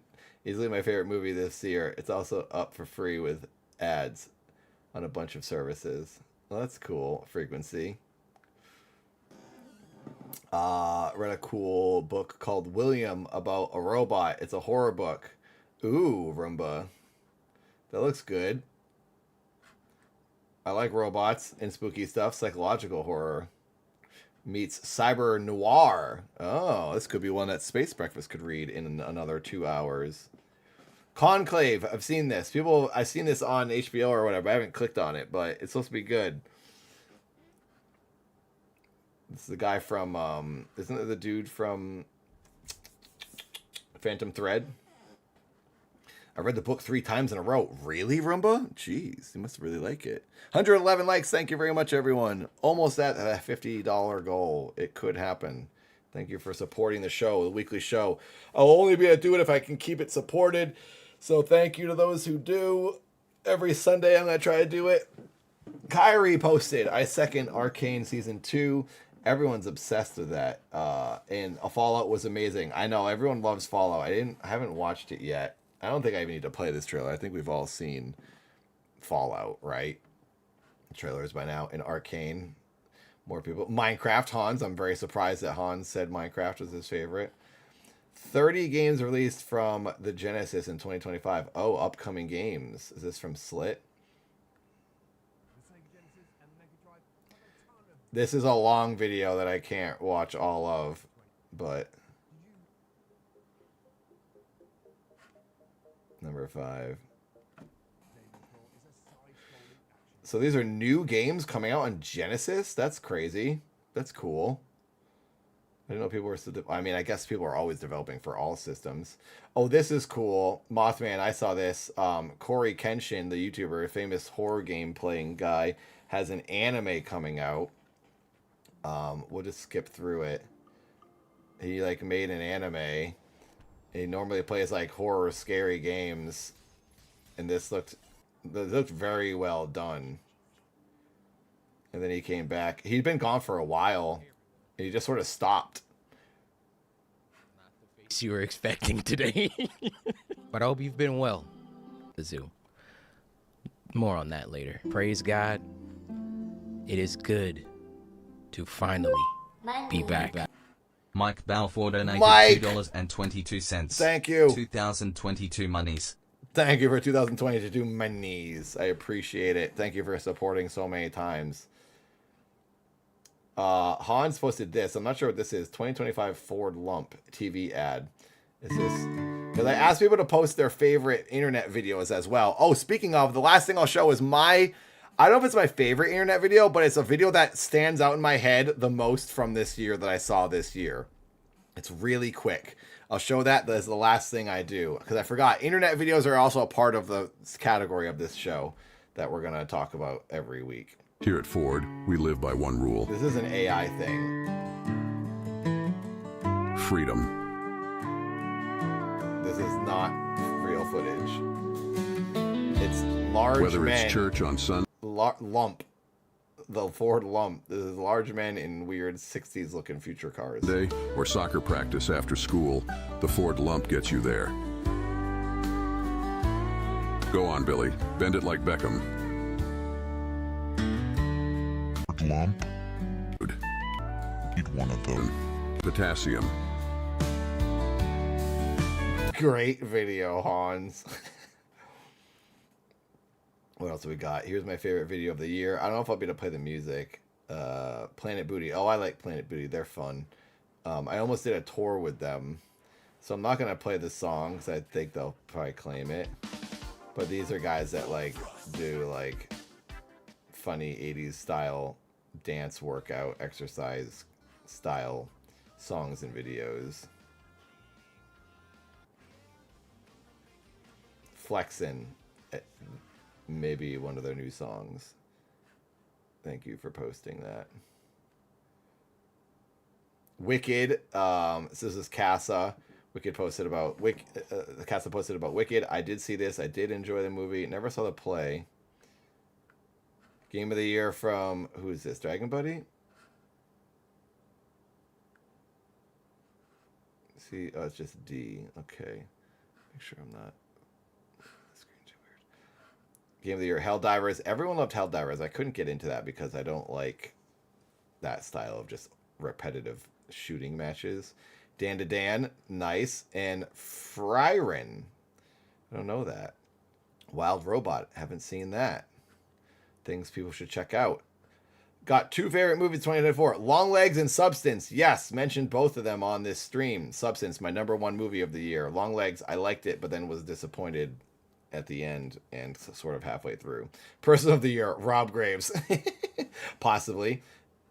Feud of this year, Nathan versus Metaproid on If Meta Gets Goth Mommies. That was a good feud. Yes. That was possibly maybe the best feud. Me and Metaproid talking about what goth women like more, him or me.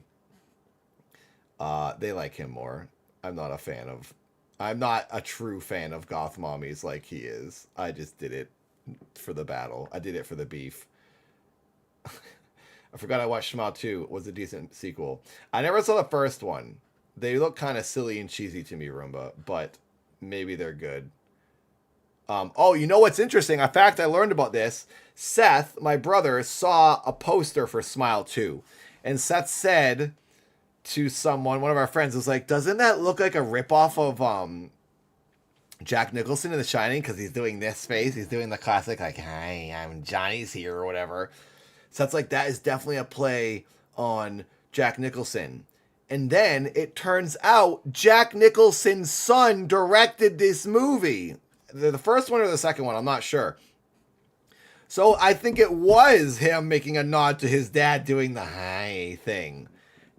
Also, I didn't know Jack Nicholson had a son and directed movies. So yeah, pretty interesting. And yeah, maybe they're all right movies.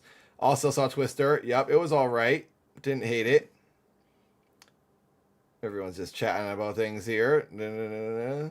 Station 11 and Long Way to Small Angry Planet were my favorite books.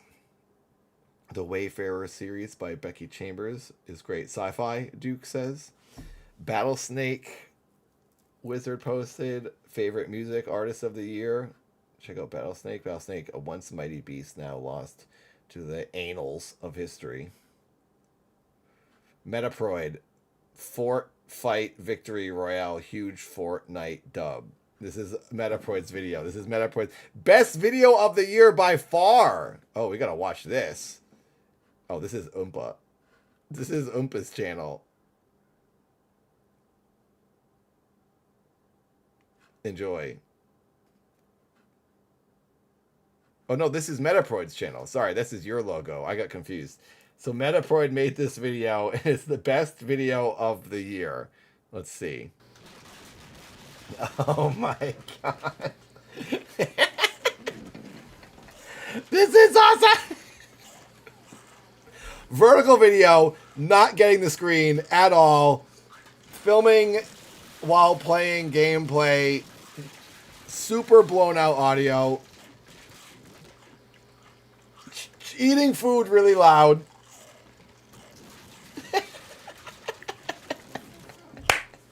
Okay, I don't know if I disagree with you. I think it is the best video of the year. Fort Fight. I think it's called Fort Fight.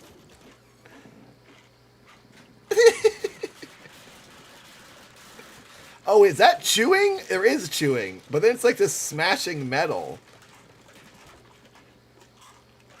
What the heck? Is this so chaotic?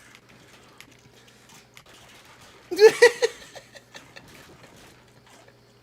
there it is, Victory Royale! They won! That was awesome. I gotta say that might be the best video of the year. I agree. Thank you, Metaproid, for making such an amazing video, and congratulations on that major dub you got there. Wow. Avatar, Deep Rock Galactic. 1 to 4 player game. Let's check this out.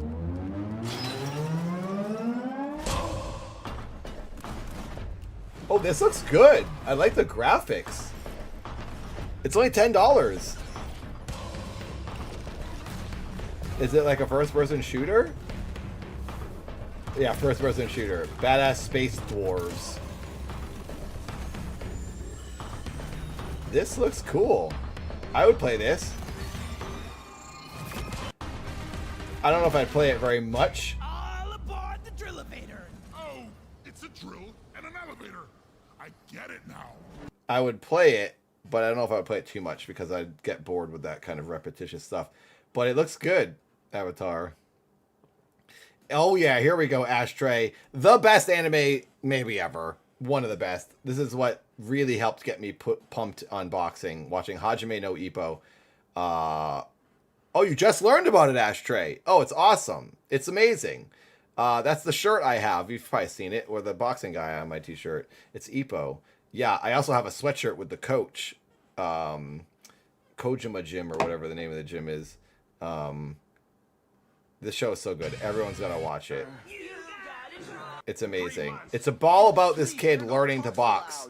And the writers are really studied boxing. Like they're really big boxing fans. So it's very accurate. The fights are incredible. Let's see. Is there a fight at the end of this episode? So this is like beginning training days. Yeah. It's all on YouTube as well. I think it's all on like Netflix and Crunchyroll or something as well. Everyone should watch Hajime no Ippo. Amazing. Favorite anime? Oompa posted. This is a pretty good anime, you guys. What was Metaproid and Oompa up to all this time? This is what Oompa and Metaproid did. I watched this earlier. We can't watch the whole thing. Where and what have Oompa and Metaproid been up to? Favorite anime? Oompa, you got good taste. This was animated by Oompa himself. The #1 cop in the Northwest. He's now a cop. Don't let him tell you otherwise. He's a police officer. Look at this. Look at this action in anime. They're talking to the Grim Reaper. Look at that. Flying across the country. Look at this. So many stills, so much art. That was incredible. Not gonna watch the whole thing. Is this Hans? Who did this? Earth. This is Earth. Max. Creatures and Commandos. This is on... Oh, Max. That's his HBO Max. Is this a cartoon? General Flagg, DC. you found yourself in the middle of an international incident. Oh, princess. It's got that modern adult art style. The United States is in the business of saving the damn world by any means necessary. Hope I don't get a copyright strike. What in the holy hell?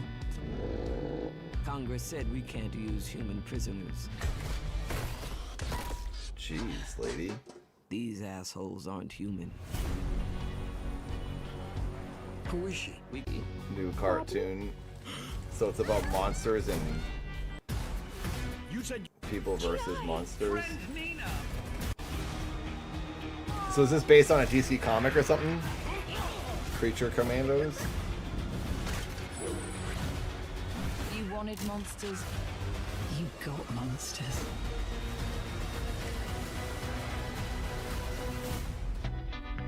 That's pretty cool. He's not a Nazi, GI. Oh, okay. Not really my thing, but it does look cool. The art looks good. Baphomet, updating favorite music. Albert Dirt, 1 potato, 2 potato. This guy from Austria, the story around that song is wild. I don't know if I should play it, but maybe I can skip through it. It looks spooky. Oh gosh. This is some ARG stuff maybe, huh? Or is it just the style? Is it just a dark, weird horror style for the video? Jeez. I'm gonna turn it down now.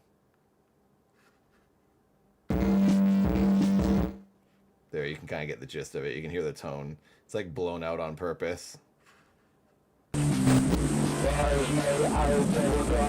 Jeez.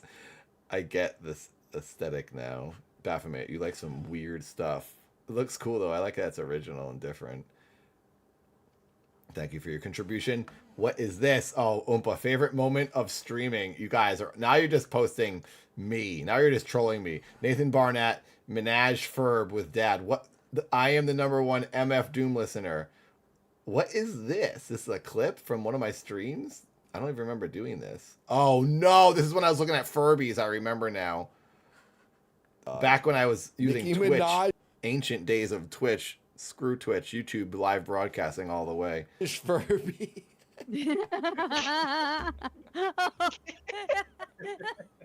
When was this? It's so ugly. That is the grossest thing I've ever seen. This is what Oompa does to me. Oompa posts gross Furby things. Makes me look at them. Me too. This one's really funny. I hate it. This is disgusting. Nicki Minaj, amazing quote. Be in charge of. Oh yeah, that's right. It's a Nicki Minaj Furby. That's what it is. That was pretty funny, Oompa. You're disgusting though.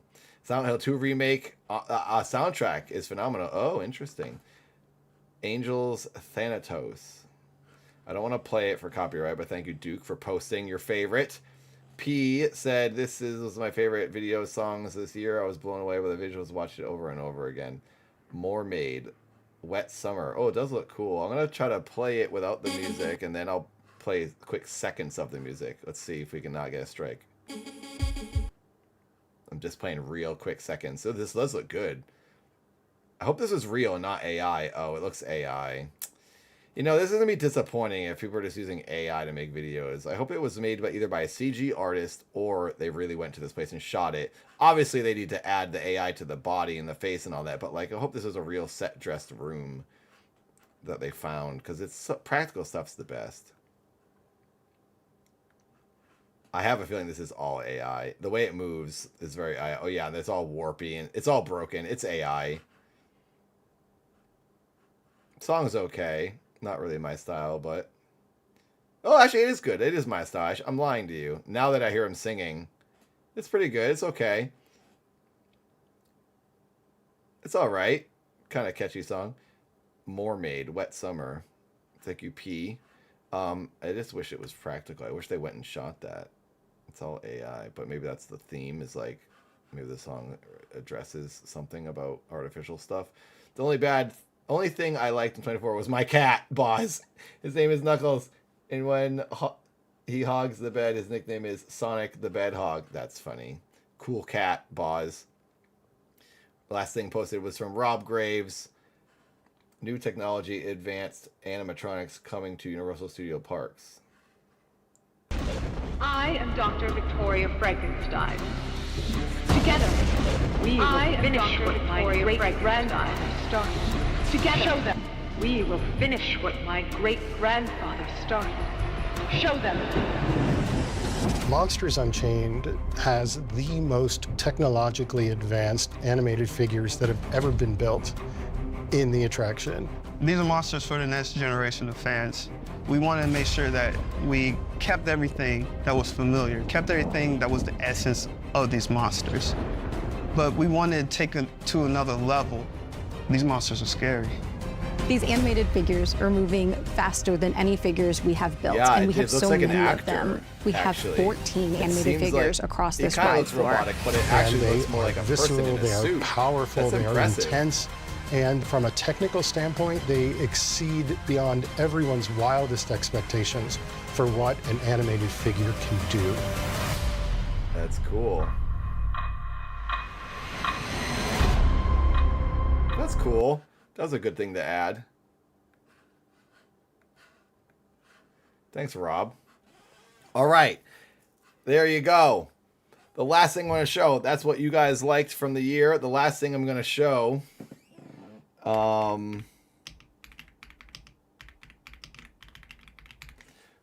is the video that sticks out to me the most from this year.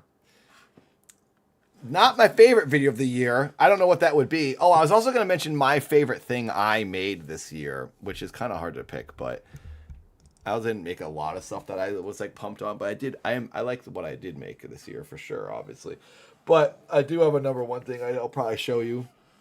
But the video that I saw the most over and over and just had to click on it every time I saw it. This video. And stands out to me the most in my head is this video. It's a news clip. It's insane. If you haven't seen it, holy crap. Be careful when you're on the road. This is freaking nuts. This video. This is one of the craziest crashes we've... Bosnev donated $5. Apologies for trolling you with my cat. No, I wasn't a troll. That was great. Boss, thank you for $5. Your cat is cool. It is a good thing to like. Best cat of the year, Boss's cat. Thank you for the donation. Thank you, thank you. I think we are maybe going to hit the $50. It might happen. What are we at? 41. We're like $8 or so away. I don't know if it's going to go up again from that 5. We'll see if it updates. I don't know if that already affected it, but thank you. Maybe we'll hit the $50 and we'll hit the same goal that we hit every Wednesday on the Wednesday streams. This is the video I watched a lot and sticks out in my head the most from this year. This is insane. Watch this. We've ever seen captured. It happened on the 118 in Chatsworth just a few days ago. Dashcam video, it shows the loose tire coming off the truck and then rolling in front of a car, which then hits the tire and goes flying into the air. Moments later, we see that same tire come rolling back into view and hitting that same car. We'll give you another look at it. Witnesses say the driver was the only occupant. And then the tire comes back and hits the car again. It's like this truck was out to murder that car. Hits it once, it's like, that's not good enough. Hit it again from the back. This guy's freaking tire wanted to kill. The tire was ticked. It was like, get me out of here. I gotta go murder. This is probably the origin story of that movie. Did you guys see the trailer for that movie? It's about a tire rolling around murdering people. It's funny, I just mentioned that. Now this is literally the real life version. Oh my God, Avatar. 4142. You just doubled our amount. Avatar. Thank you for the super chat. 4142. So whatever 70% of that is what I get, and it adds to this. Why aren't you refreshing? Money. Oh my God. Stefan donated $10. Thank you, Steph. Steph. Oh my goodness gracious. Thank you so much. Avatar and Steph, you're angels. Thank you, thank you. Holy crap, you Mike guys. Balfour donated $9.99. $50. That's 5,000 monies. That is 5,000. You guys, I'm getting close to 100. We're like all of a sudden doubling the amount. 90! We hit 90! We might actually hit the whole goal. Oh my God, you guys, I was just trying to hit half the goal. This is crazy. 50 is like the bare minimum I try to hit. I was trying to make a lofty goal because on Wednesdays we go over, and I was like, well, maybe we could hit 100. I didn't expect it. I didn't even expect to hit the 50. Thank you guys. This is freaking bonkers. I appreciate it very much. Danke freaking schön, you guys. Dang, thanks everybody. Thank you, thank you. That was really nice of you guys. Here we go. I'm just gonna finish this video. It's insane. No major injuries are being reported. That's incredible. They cut it off. Which then hits the tire and goes flying into the air. Moments later, we see that same Boom! tire come rolling back into view and hitting. They the same land car. right on the corner of We'll the give you another driver's look side at it. too. Witnesses say it's insane.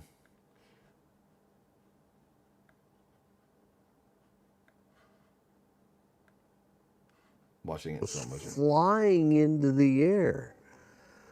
Moments later, we see that same tire come Right rolling back into view and hitting the same car. The person was fine. I watched another video where they talked about it. Isn't that insane? So yeah, that's the video that stands out most to me for the year. I couldn't believe how high that car went in the air. It was insane. bonkers.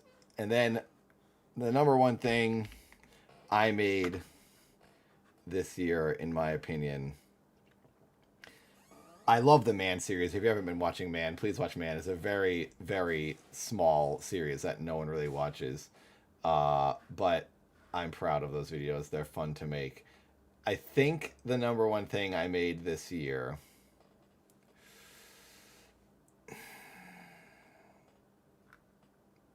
I think it's this one. The Dad Feel the Power music video. Because I put a good amount of effort into this, and I Mike really like the Balfour remix. donated $10. Mike, thank you. I can skip Rentung. No, seriously, love you, bud. Thank you, Mike. You're an angel. You give so much. Thank you very much. Thanks to everyone who supported. Thank you. We hit the freaking goal, I'm pretty sure. Direct donation. We're $100.40. We went 40 cents over. I'm rich. Thank you guys for supporting. I hope to do this every Sunday. Hopefully you guys are enjoying it. Next week will be a lot more loose. We won't be stuck on only 2024 stuff. We'll be looking at lists of things. I just want to talk about film and movies and videos and stuff. And if you guys want to give me suggestions live in this chat, things I can go look at, trailers, movies, shows, just like stuff. I just want to talk about creations and things people are making in the world, and not focus on drama and bad news, negative things in the news. The point of the show is to talk about fun stuff that keeps us motivated, excited, and wanting to be creative. $100. Goal complete. Goal freaking complete, baby. Episode 1 of the Nathan Station has concluded. This is my favorite thing that I made this year. Feel the Power. I made this remix. I was very proud of myself that I actually did a pretty good remix on my mixer, DJing here. And then I made the video, and I got this new people in the Dad universe. I'm sure most of you have seen this, hopefully. I like this song, so this is what we're going to end on. Party song, going out with a bang. Nathan Station, episode 1. I appreciate you guys watching this and being with me. Next week, load up that Discord. Post stuff in Discord. Tell me what you like. Duke likes this video because it was making me and the kids crack up for days.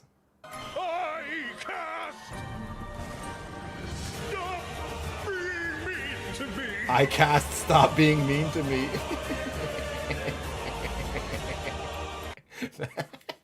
That is actually funny. The wizard casts the spell Stop Being Mean to Me. Dude, that's really funny. Sorry, the screen's all formatted weird. Last one. Last fan contribution. Thank you, Duke.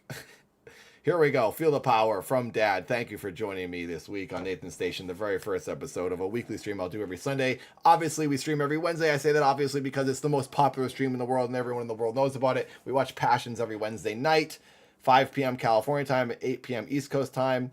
And then this will be now at noon on Sundays, earlier daytime stream, so people don't get to see it, see the night streams. This will hopefully be easier for you. Thanks for watching. Looser format next week, but we're still going to go through the categories. Post stuff you like in the live chat, send me links, tell me stuff, and we'll discuss. It's a loose format show, basically just discussing creations and fun stuff we want to consume.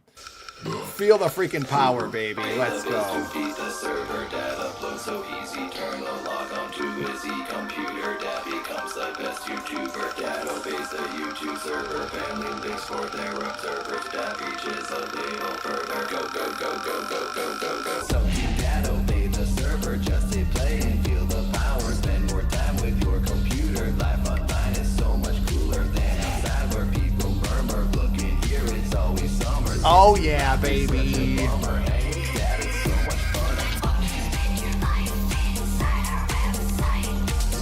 New Dad movie. I'm making a short film. 2025 Kickstarter is coming in January. Hopefully people can help me make it happen. Dad's taking over next year. Time for Dad to graduate to the next level. No more internet videos. Dad's going to the cinematic world. Dad's going to be in movie theaters, on television. Big projects coming, baby. Dad belongs on a bigger format, on a bigger screen than the internet. It's too high concept for just the internet.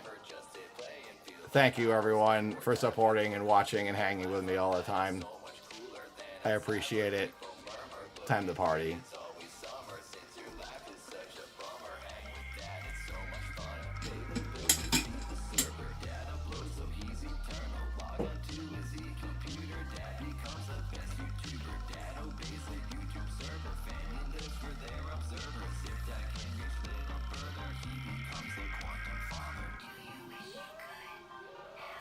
I was gonna say maybe we could have a little dance party here, but I don't have a lot of room in this corner that I'm dancing in.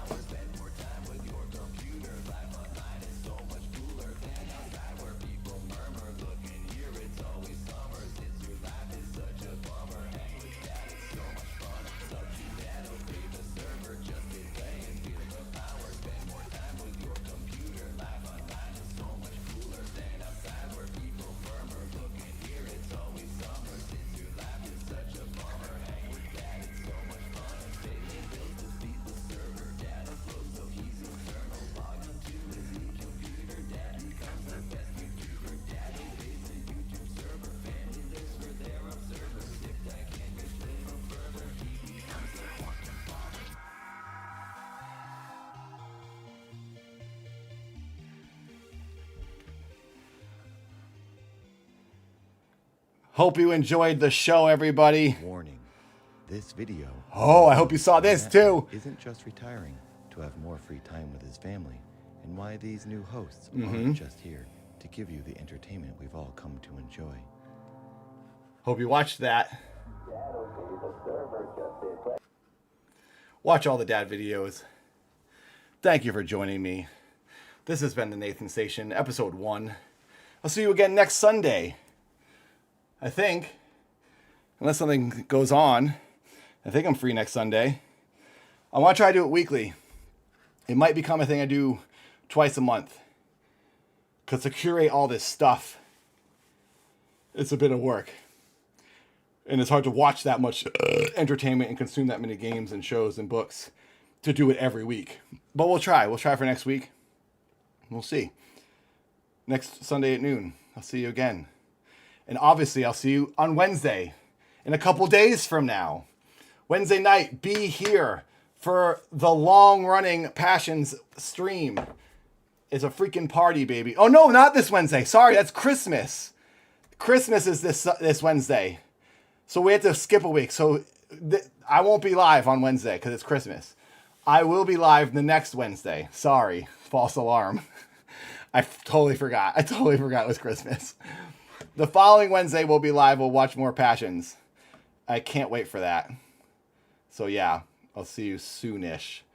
I guess I'll see you next. I'll see you will be on Sunday. Thank you very much, everyone. We hit $100. You're angels. I love you. See you next week, Sunday, and I'll see you on Wednesday. Bye.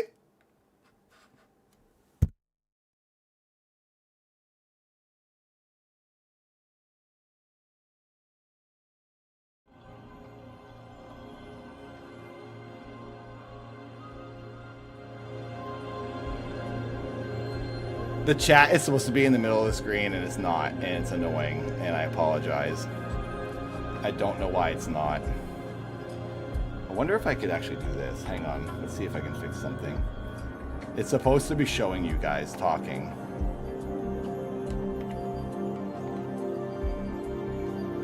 And it's driving me nuts. It was working before, and now it's not, but I think I'm gonna try a trick here. It's probably gonna look weird.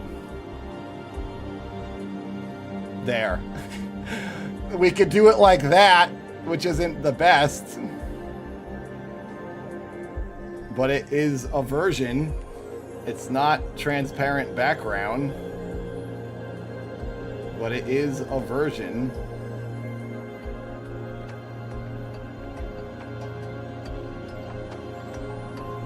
Buy gamer subs, use code DAD. This is so janky. Oh well. Thanks for joining me. We'll see you next time. Goodbye, everyone.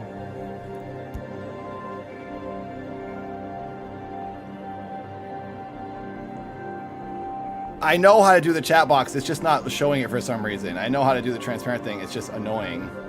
It was not loading, so I just did it the raw way. Oh well. Bye!